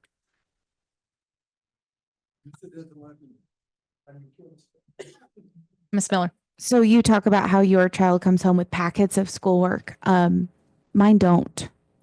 It's a little, I don't know if it has to do with the longer class times or because we have Fridays or different situations. I don't think every teacher is doing it. I don't think right? so. I really don't feel like every teacher at high school at Douglas is assigning, packets of. But I expect if my child's in an AP class, obviously you're going to have a lot more rigor to it, and I've there's had going to be AP some more students, honor students. Yeah. Yes, their curriculum is a little bit more rigorous. It is. It So definitely it is. is But I different. think on average, it's interesting that some teachers are giving lots of packets of homeworks and some aren't. So I think maybe that's why this is being brought up as an adjustment, because our students should have a mental break unless they are behind in their classes, and that's a totally different situation. And I think that's one of the reasons why the October break, I think in Washoe, was originally made, was as a makeup type situation, which obviously is off agenda. So I will stop there. Shannon, I'm wondering, is there I'm not familiar with the AR policy that you refer to, but is there a minimum and or a maximum that teachers are allowed to give or expected to give, or is it completely at the discretion of said teacher? No, we intentionally did not put a minimum or maximum. The old AR had set minutes by like grade level, like recommended guidelines of 20 to 40 minutes a week for kindergarten. And it worked all the way up to like 2 hours a week for high school, which we know a lot of your kids have way more than 2 hours homework every night. Mine did. Well, and Miss Knighting. I don't think there's any way. Kids are so different. What might take one kid 20 minutes could take another kid 2 hours. So I don't think setting a time works for that. Yeah, I'm not insinuating such either. I think the problem everyone is having is even just amongst this board, some parents are concerned about their children having too much homework. Others have zero. And so we need to develop something or get the information from you if we could. And I'm not sure what information we could get our hands on to develop something that does make it more consistent, whether that's tied to grades or such. So what I guess I would ask is if we could get the information for either an amount of homework that is given to children across grade levels and classes, and if we can see performance with the understanding that some homework that's given, maybe we could tie it to that. So if you could give me performance of children that are given homework and maybe a guess or an approximation by the teachers of how much they have given and how often it's graded, and we could see what the performance of the children getting that degree of homework is versus the performance of kids that aren't getting any homework, again, based on teachers stating an amount of homework they're providing, that would be most helpful, I think. If, again, it's at all possible. Ms. Jansen.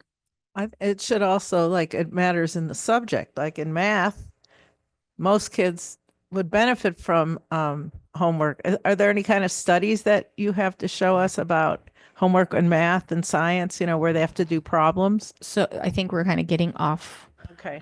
We're getting too deep in the Okay. agenda. Hey, It's off agenda item. Go ahead. What it's worth, I think the conversation has been completely appropriate. Okay. Under the open meeting law. It's worth pointing out that you're not adopting the policy itself tonight. Right. And it's also worth noting the difference between a policy and an AR. The policy is the very high level direction. And so I think with the discussion, the motion to direct staff to bring all the pertinent information, it's going to be a multi-step process for you guys Mhm. because you're going to have to get the information and then give direction on what you want the policy to be. And then once you have the policy, the AR is going to come back. And so I think what you're really doing tonight is if you take action, is just kicking off staff to go gather all the information they can provide you and bring back information on the policy. Mr. Burns. Yes, in response to that, the information, maybe teachers, what do they think? Ones that give it, like Marcus said. But so I want to make a motion.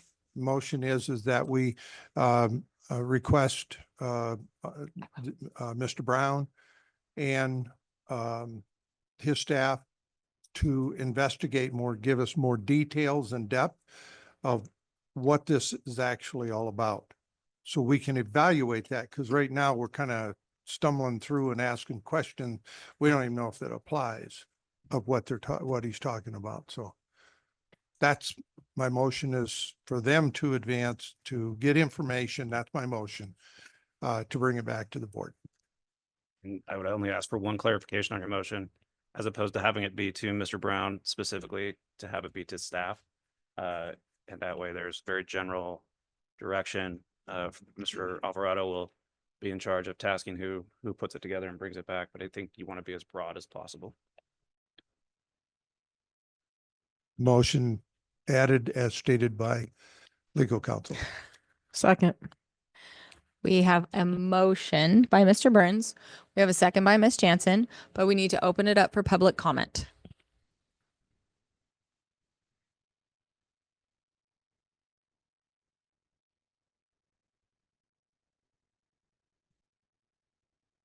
Well, I'm glad you're here then. Hi, my name is Valerie Luchman, and I am a parent of a GES student. And I wholeheartedly agree with you on packets of homework coming home over breaks and children being expected to complete those. I do feel like some of the commentary I've heard sounds a little privileged and dated with the way that family structures are in reality in 2025. We have a lot of single parents. We have a lot of parents who are struggling as it is, working full-time jobs, maybe in school full-time themselves, and having to sit with a child after school and help them complete their homework on top of it, especially at an elementary level, creates a lot more stress on the parent and the student, which creates more absenteeism because the student is tired and they're stressed and now they don't want to go to school. So I think we really need to look into that part of the data instead of just, okay, well, this kid isn't doing so well, so we'll add some more homework to see if they test better. And also, I'm an advocate for the teachers. I don't think holding them accountable to what their students are actually scoring is fair based on the homework, because we don't know what the home life is at home for those kids that may not have the support at home to get the homework done the right way and to succeed. And I feel like we're putting a lot of pressure on the teachers in that respect, and that's not really fair either. So I just want to bring that up, that not everybody has a dad at work and a mom at home that can sit with kids and complete the homework and use homework as a leverage. So that's all. Thanks. Thank you very much. Okay, online.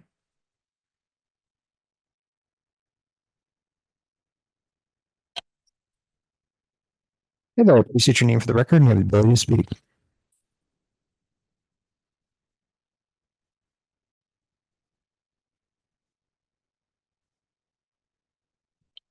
Ma'am, can you hear us?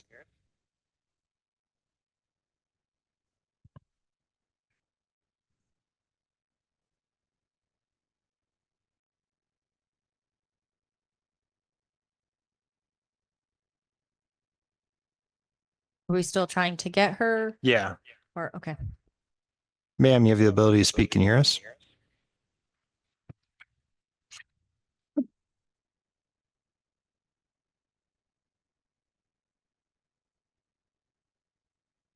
President Wagstaff, Yes. homework directly impacts students, and we have the luxury of having a student representative on the board. Yes. Can we pass the microphone to her? Yes. As a student, I know that homework over break, it does really benefit me. Even I've taken a lot of advanced classes, but even in my non-advanced classes, just having that little bit of review before I go back to school as a way to ease back into it, I think it's really beneficial. But I also know people who totally disagree and think that they don't have to do any of the homework and they're totally fine. So I think it's really dependent on the type of learner and student you are, and we should maybe make it an adaptive thing for how different people learn and different students. That's a great idea. Thank you very much, Olive. I appreciate that. All right. Is there any further discussion? We have a motion on the floor. Oh, did you get that person online? Okay. Negative, they dropped. Is there, oh, so before I move on to the motion, is there any other further public comment? Okay, seeing as there is none, we will close public comment. And we have a motion on the floor. All those in favor? Well, real quick. Do you remember the motion? I would like that restated. It also, what kind of info, like, can we be as vague as to just say we want information and then we are allowed to ask such of faculty, or is it, does it need to be more precise than that? I wouldn't say you're being vague. You're giving staff really broad discretion to go out to gather everything they think can inform you. And if when that information is brought back, it's not enough, I think that's the time you knuckle down on it and say, okay, this is great, but I want to see this, this, this, and this. So at this first stage, I think directing staff to gather as much information as possible and bring back a further item on the homework policy as was moved is a good idea. But it's completely up to you. I shouldn't have said a good idea. It's a good motion. Gotcha.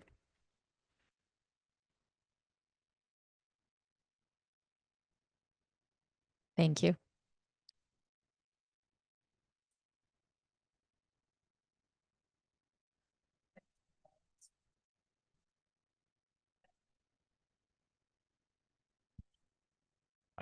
That's good.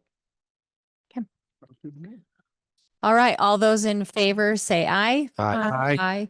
Any opposed? Motion passes unanimously.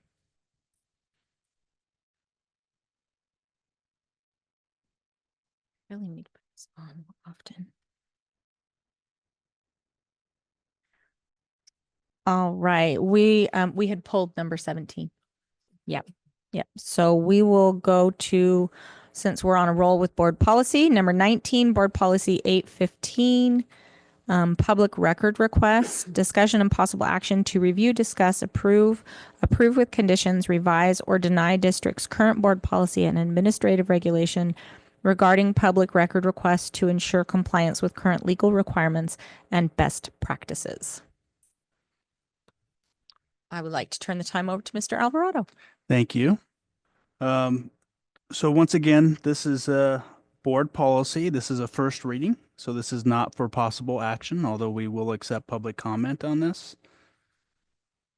So out of necessity, and I know that the board had an item on their agenda back in December of 2023 regarding assessing fees for public records. And I think that fee was set at 50 cents a page. And so public records requests, I would say we received close to 30 public records requests this school year alone. And another piece of data, I think I'm approaching 780,000 pages of public record request reviews, which is a lot of documentation, a lot of superintendent time to go through this. So we started investigating what does NRS say regarding public records. NRS allows for us as a public entity to charge a fee for an unreasonable amount of time. And that, what we would do is what we've started an application form on our district website. So Jesse, I don't know if you're able to pull up our web page and put the public records form up. And so what we're asking is the public to go to our website, type in public records requests in the search bar, and then fill out the form for public records requests. That helps us to manage the requests that we come in. NRS has time requirements in which the district has to respond back to the requester. And it has a digital timestamp. So when people fill out the form, we know exactly what day, what time we receive this form. And then we're able to manage the processes according to the state law. And then also give them feedback into the amount of fees we would charge based upon our initial findings on that request. Sometimes requests are expansive, and I'm talking 300,000 pages, over 35 gigabytes of information. At that point, when we receive requests like that, you know, I do work with legal counsel, and I respond back to the requester and ask them to narrow the focus. Sometimes requesters do not want to narrow the focus. And unfortunately, you know, I cannot force them to do that, and the district cannot force them to do that. So what that does is then take superintendent time, staff time to go through all the documentation, cross-reference NRS requirements for redaction, and also sometimes pulling documents that are privileged from our production. And so I want to point out that this is our webpage up here. I believe this is shared on Zoom as well. It's a very simple form. I think it takes about 3 minutes total to fill out. Jesse, if you scroll to the bottom of this page, So down at the bottom, you'll see our policy, and you'll see, actually, it's just one policy that's put on there twice. One's for board records and one's for just a public records request, and this is policy 815. Right below that, you're going to see a fee schedule. So just if you can click on that fee schedule. So I just want to go through it and just state that we are not looking to charge 50 cents a page here in the district. We are aligning ourselves with the NRS requirements, and we came up with the cost of a black and white copy, and the district pays approximately 10 cents per page to produce a copy. And sometimes people try to go around NRS and request a digital copy so that they're not assessed the fee. Well, we're still having to spend tons of staff time to produce this information, so we will also be assessing a fee for the digital productions of documents at 10 cents per page. In terms of staff time, so anything over 30 minutes of staff time is not reasonable. At the point we go over 30 minutes of staff time, we would then be charging individuals $20 per hour for a staff member to go through the records and for production. Yes, per staff member. Yes. So that's our records request process in a nutshell. I do want to direct you to go to the actual policy. So this is AR 815.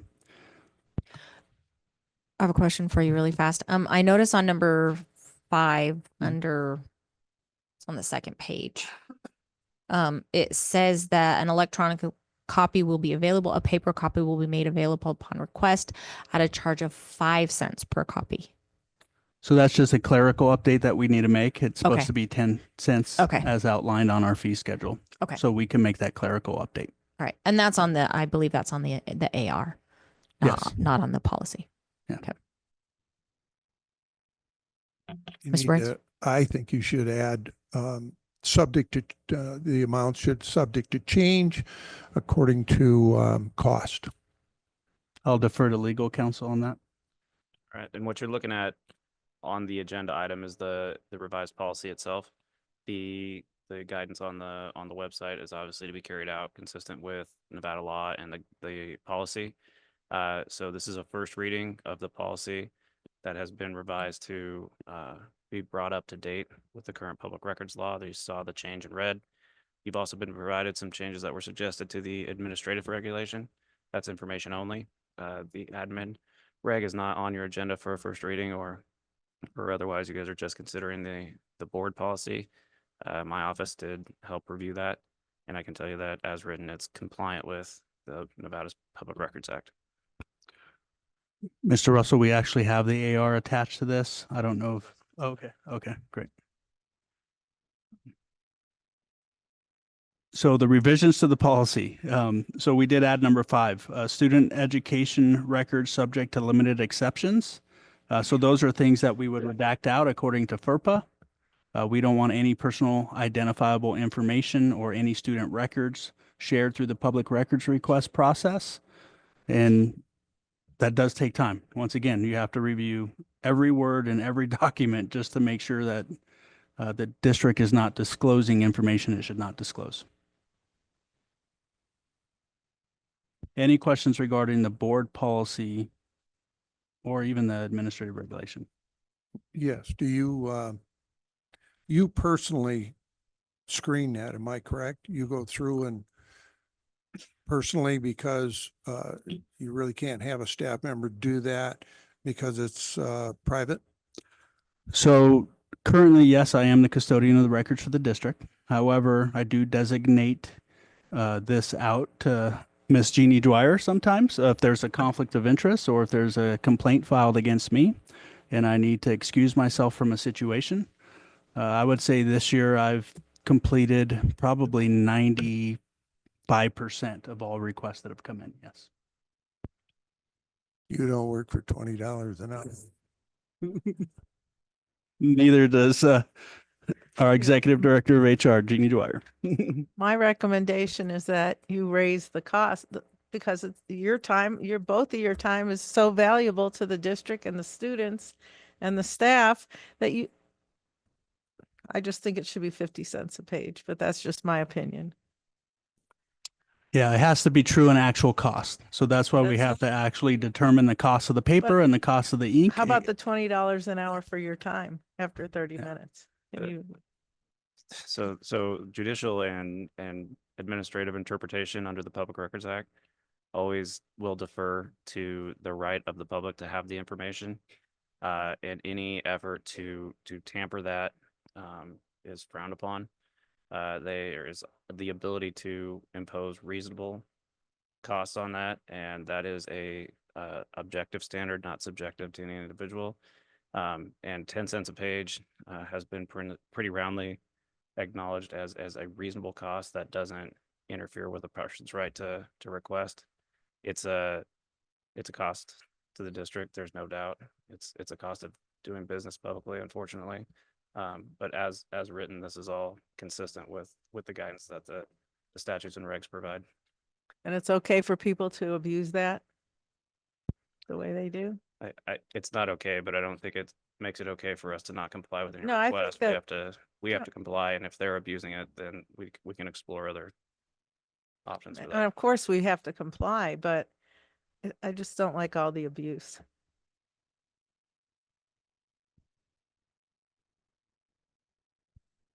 Okay, there's no action on this, but you guys can continue discussion.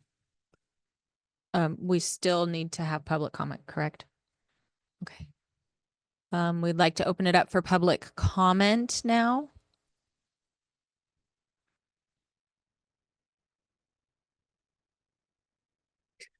Nino Sobson for the record. I just want to state that that form is super helpful. I've filed public records requests before and there's been no clear process. I've exchanged emails with Jeannie before and she's helped explain the process to me, but I think that form is great. I think it's going to save everyone a lot of time. So I like that. Thank you. Thank you.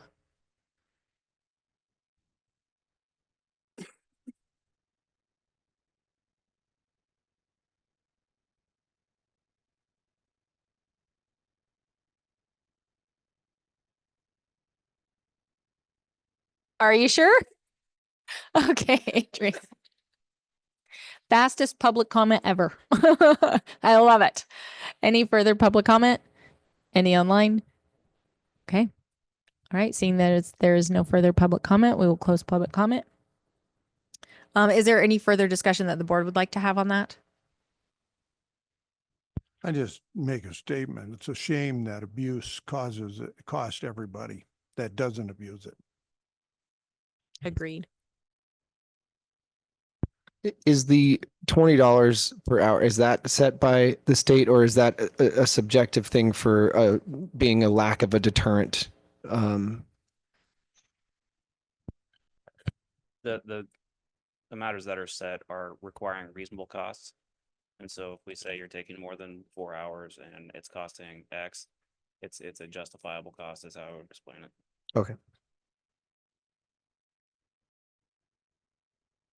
Any further questions? Okay. Then we will move on to number 20, board policy 904, complaint policy. This is our first reading, so this too will be for discussion only, but we will hold public comment. So I will turn the time to Ms. Dwyer. We get to hear from you. The complaint policy is delegated to the Human Resources Department because obviously it affects staff, students, community members, all stakeholders. You can see what the policy did say in red, right? Where it's all crossed out now. We have all the blue. So obviously we have upped our game a bit. We are trying to, we know that we need to do better at how people can file a complaint, how we address the complaint, and how we respond to complaints. Also how we log complaints. And so this is how we are, our attempt to do better. We also worked with Mr. Russell on this policy. So he has also reviewed it to make sure we are compliant with the laws. And then Jesse, I'm going to ask if you would please go to our webpage. Sorry. It's not just all right. Frankie, I'm on board now too. After he turned it all off. So if you go to our district web page, you're fine. And you go to connect all the way to the right hand side. Or you have to share, I'm sorry. So under connect, that's also where you can file a complaint. So you don't have to search it. You could just go to connect as well. So, I'm sorry, public records requests are also right there, just so we can point that out. So go to file a complaint. And this is where our complaint form is held. And so people can go here. I also would like to say, if you have a transportation complaint, we ask you use the transportation complaint form. All of our buses have video, and the problem is after so many days, about 2 to 3 days, we lose that video if we haven't gone back to watch it. It's because we can't hold that amount of video for days on end. So if there is a complaint, we oftentimes will get a complaint from somebody that says there was a bus speeding down my street. So we need to know the street and the bus number. If you can tell us, we can typically determine what route it was if you just tell us what street it was on and about what time of day. Our transportation director knows. And then that way they can pull that video immediately and they can see if they in fact were speeding, and we can address that complaint directly. So any complaints to transportation, we do ask that you do that. So anyways, that was just a plug. I just want to. That wasn't about the policy. I'm sorry. No, it's fine. I just want to add on to that transportation complaint with that being part of it. My students have been on the bus and have had issues, and that was not there. And I had to call and watch video. It was a whole thing. We had a complaint filed against us, or we had a complainant come into our district office and ask us where the complaint form was. And so it was brought to our attention that we didn't even have a way for people to formally file a complaint. They would have to come to the district office, or we would have to email them a form. And so this is our way to try to streamline it and put it all in one place. And I'm terribly sorry to interrupt. I really am. The item on the agenda is just the policy. If the policy eventually goes through a second reading, the AR will be revised to be consistent with it. And if the forms need any changes, they'll be made. But the forms are the staff's carrying out the directives. What's on your agenda is the policy itself today. Okay, thank you. So gentle reminder. Thank you. And I'm sorry, I'm the teacher at heart. I always want to show the why behind what we do. So you can see how, when you're looking at policy, see why we, or how we carry it out. So I apologize if I overstepped. Okay, so as I'm sure you've all read through the policy, do you have any questions?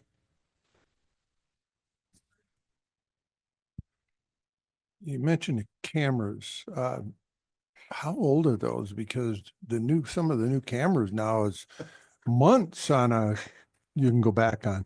Hey, Dave. Overruled. Okay.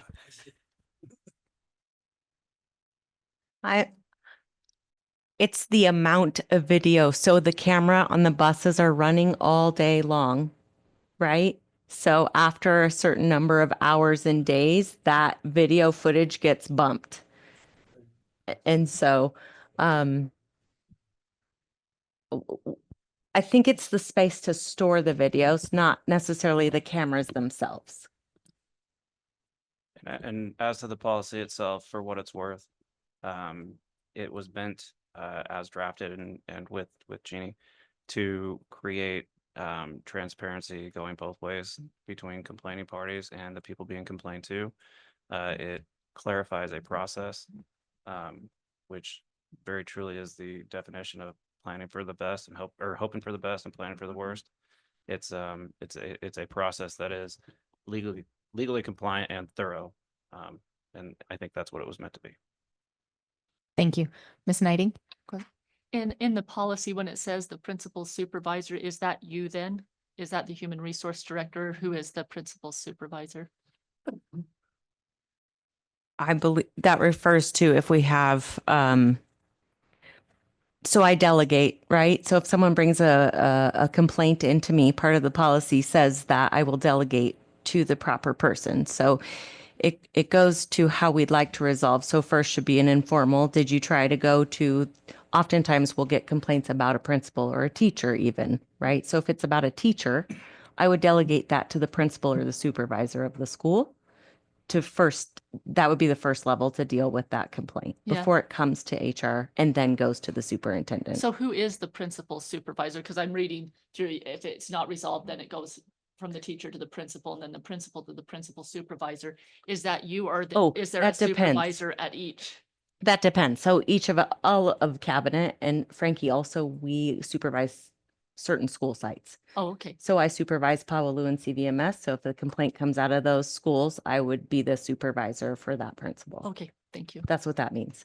I also supervise departments. So if it comes out of our transportation department, our facilities and grounds, or our school nutrition program, that would be me. Any further questions? Discussion? All right, we'd like to open it up for public comment. Seeing as there is none, we will close public comment. Thank you very much, Jeannie, for drafting that up. Appreciate that.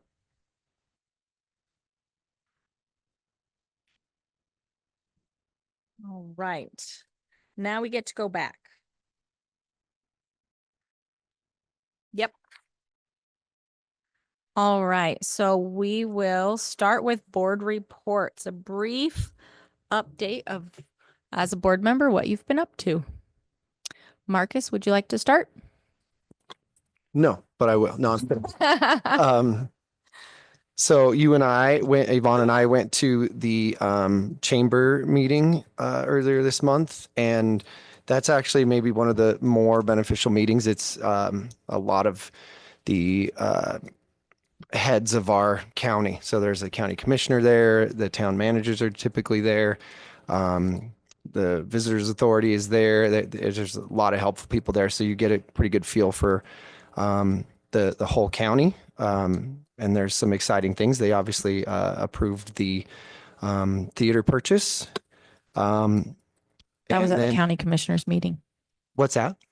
That was at the Yeah, I county know. They commissioners. discussed it and then Yes. it got approved. So we heard from Brooke 80 about that and the excitement of such, and then it went forward from there. But so that was pretty much I went to a lot of all the sporting events as my daughter plays sports, and unfortunately we were knocked out of the playoffs in basketball. But the ski teams did very well, and congratulations to the young lady that won state for wrestling. That's very exciting. So there you go.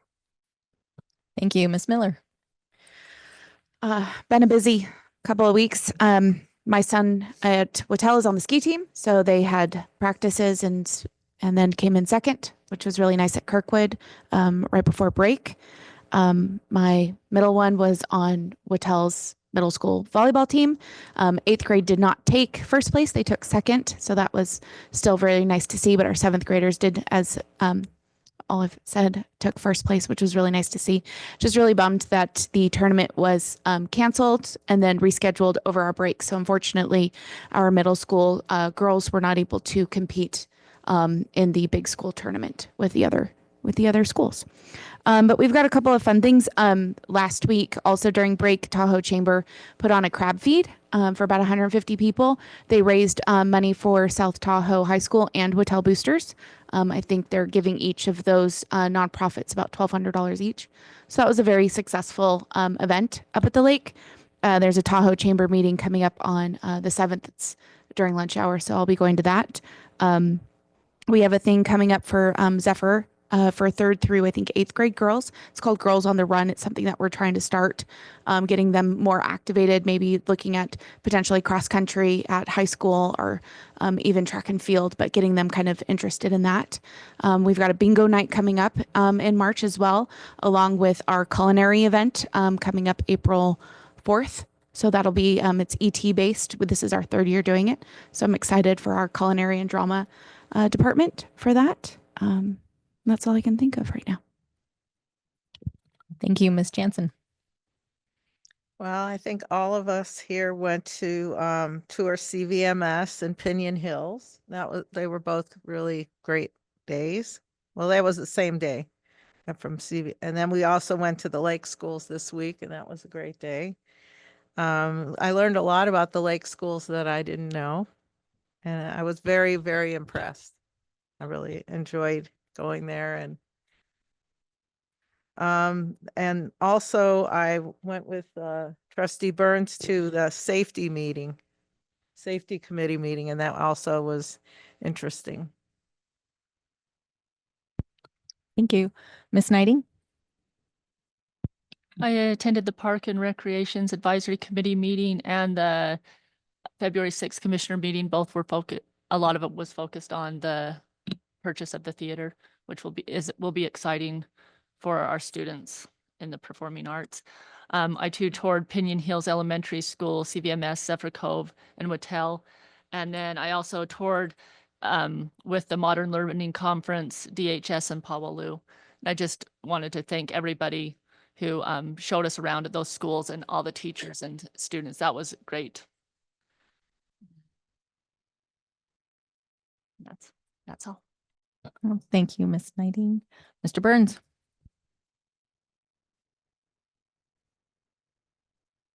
Trying to think of the name of it right now, but it's a meeting with other officers, commissioners, and it's about the county's budget control, I guess is what I would call it. It's about, spending money on buildings and different things like that. It was exciting. It lasted 7 minutes. They elected who the officers were, and that was it. So next one, probably a little more interesting, I hope. And the safety committees, to hear a lot of things that go on, and then your mind starts going about this committee or that committee. Well, what about this safety issue and that safety issue? So makes your wheels turn.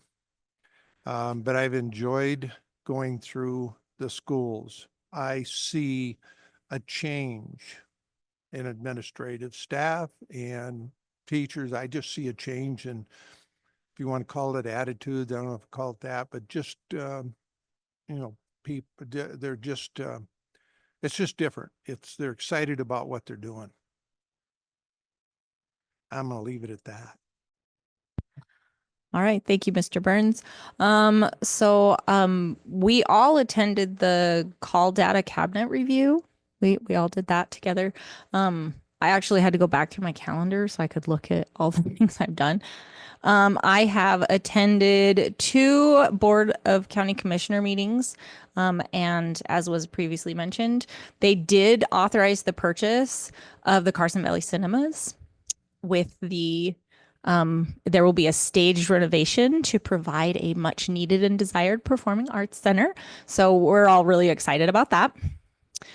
I attended the Planning Commission, the Public Affairs meeting, Chamber of Commerce, Gardnerville Elementary, CVMS, Pinion Hills, Zephyr Cove, Wattel, and then did the Modern Teacher Conference or Learning Conference, Modern Learning Conference, and was able to tour Jacks Valley and Minden. Thank you.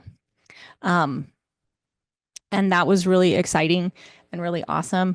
And I also have been involved in the ELA curriculum review with Ms. Peters, and it has been a really, really neat experience. So we look forward to addressing that later. As that is concluding our board reports, we'd like to turn the time over to our superintendent. Thank you, for his President Wagstaff. report. Can we go to item 22 before I go to my report? This is our informational items.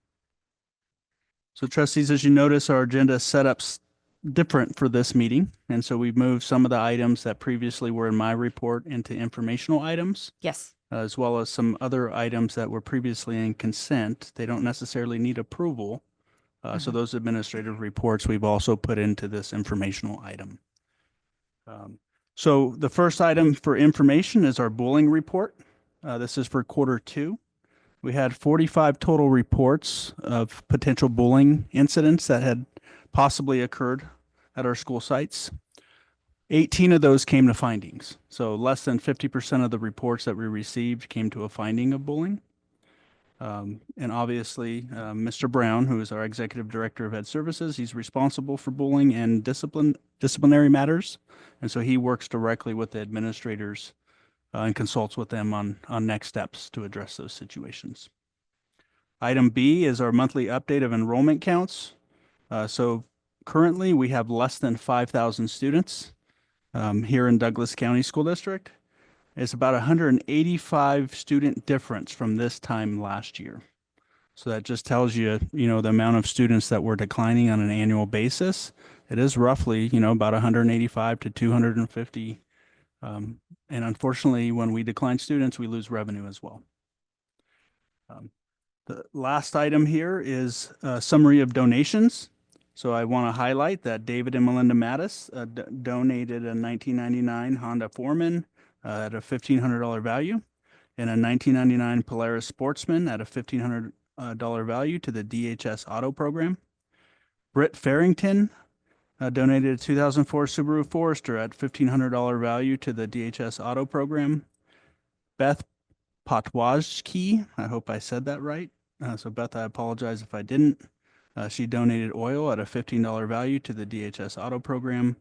Dan McDaniel, he donated an engine at a $200 value to the DHS Auto Program. Permacal donated $4,360 to CC Manili. This was for the 5th grade students to attend the Great Basin Outdoor School camp at Galilee in Lake Tahoe last month. School nutrition.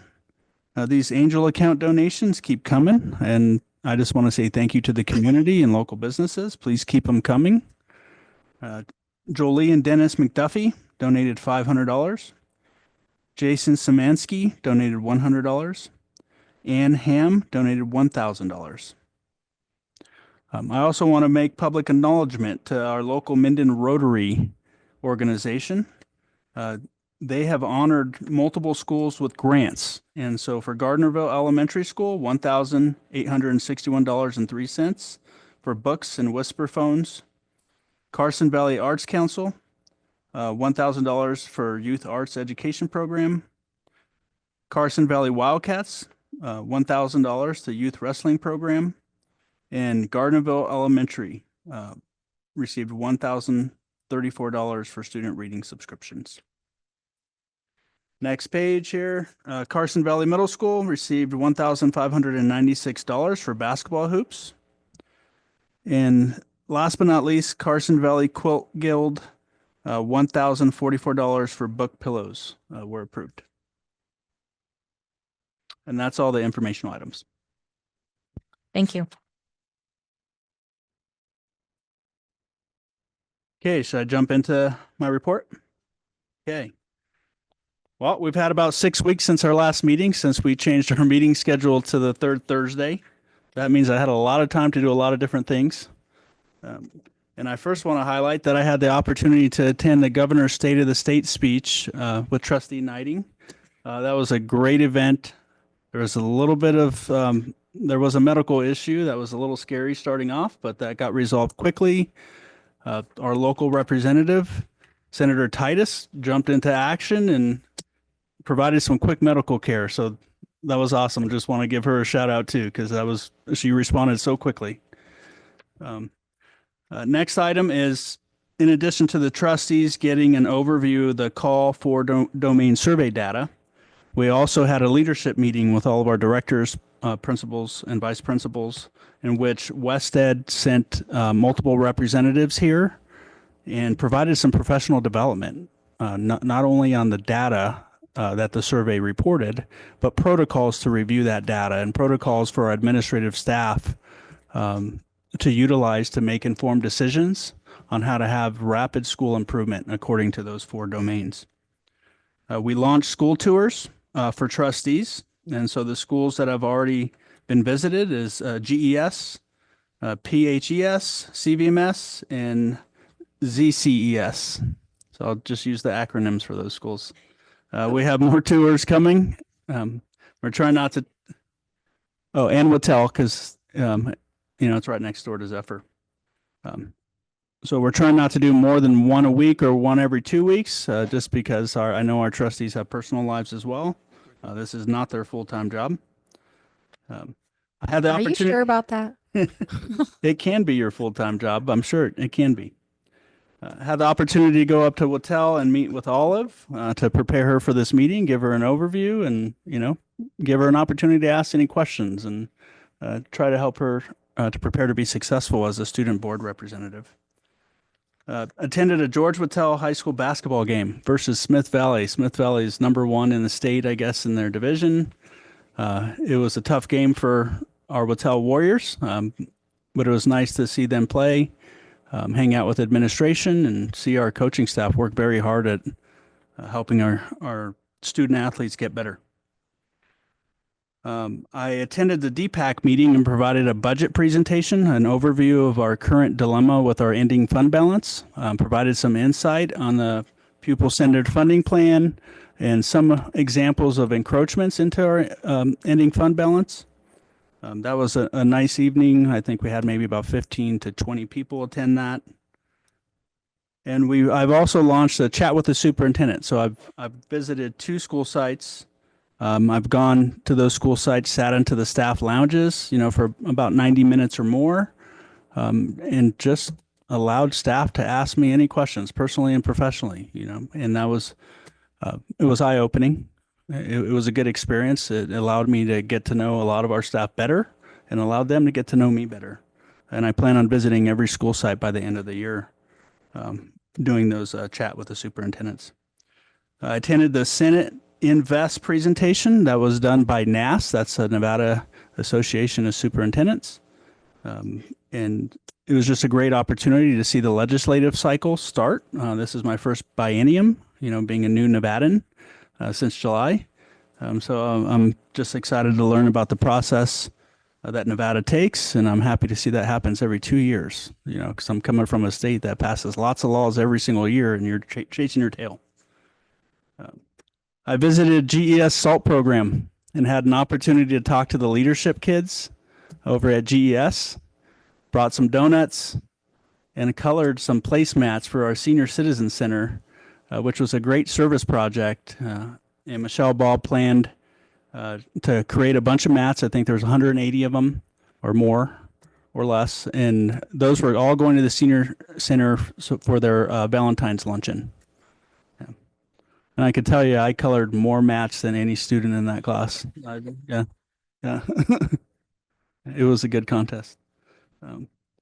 I met with the educational director with the Washoe Tribe. I'm really motivated to get invited to a tribal council meeting and start bridging the relationship between Douglas County School District and the Washoe Tribe to help better serve our Native American population here. I attended the All-State Choir event at Carson Community Center. I attended that both as a superintendent and as a proud dad. I do have a 6th grade son who was able to participate in All-State Choir, so it was nice to see him on stage. Always the shortest kid on stage, but definitely makes. And they always put it right behind the piano. Every time, every time. I attended a professional development with Ashley Mitchell. We went to federal finance training, and this was 4 sessions over 2 days, about 2-hour sessions each. And we learned a lot about federal money, grants, etc. And so she's very eager to learn more about the finances, and she's doing a fantastic job in the grants department. Last but not least, I had the great opportunity of, welcoming Modern Learning Conference attendees at Douglas High School as well as Minden Elementary School. And I don't know, I can't say any. There's no words that can describe the feeling, that conference provided to not only the attendees, but to our own staff and to our own kids. It was very powerful to go into our 1st grade classrooms and hear kids talk about their learning, explain their learning progressions, show you their roadmaps, explain their data notebooks, and be able to vocalize those things and have a truly an awareness of their learning, but also a commitment to do better with visualizations in those roadmap data notebooks. So that pretty much sums up my report. Next week, I am going to the AASA National Superintendent Conference. Ms. Dwyer is also attending and Mr. Brown's attending, so we look forward to attending as many sessions as we possibly can. I am definitely going to try to attend artificial intelligence sessions so that I can learn as much as I can and then pass that information off to all of you trustees.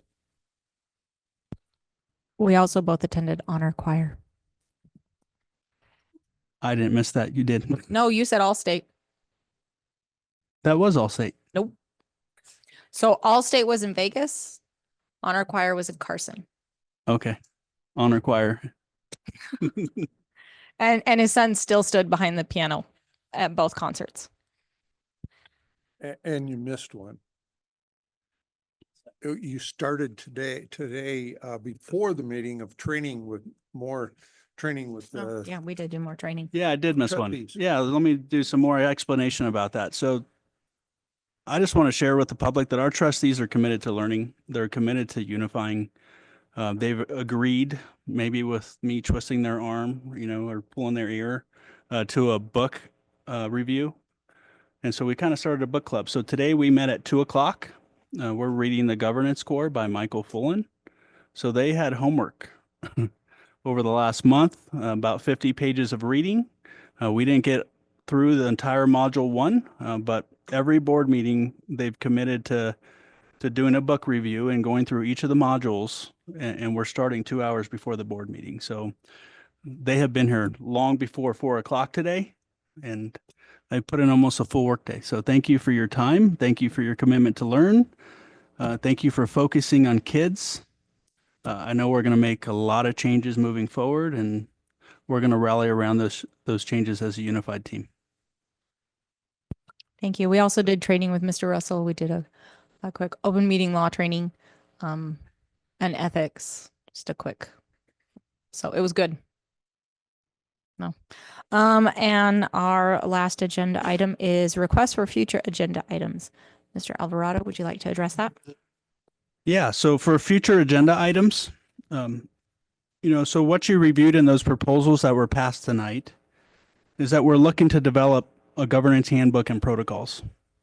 Typically, there's a protocol established in a district to get items placed on an agenda, and that's not necessarily a public meeting agenda item that needs a motion or approval or passage. And so the protocol for that would typically be any trustee that is not an officer should email the board president or myself. I hold an officer meeting to review our governance calendar, the agenda items that we typically have every single month, and then we consider other items that other trustees bring to the table. So that is a process that we're going to implement immediately prior to having a formal protocol. And it'll be something that we probably establish very quickly with Dr. Ellsbury. And we're going to do trial and error. And so I think with this item tonight, you guys are welcome to have discussion. That's up to you. But we will utilize the process of information coming to the board president or myself. And then at that officer meeting is when we would consider it. Is there anything that anybody would like to see added, or would you prefer to email myself or Mr. Alvarado? The only thing is putting it on the agenda for the information for homework, just so we can get the information and stuff, and then open it up for the next agenda. The one you stopped me on said that's for future agenda. Oh, I see what you're saying. Okay. Right. That's the only thing. So yeah, the homework policy will come back. Yeah. Yeah. So we're going to have that on the agenda. Yes. Because they'll gather their information and then bring it back. Anything else? All right. Seeing as that concludes our board business, this meeting is adjourned. Thanks.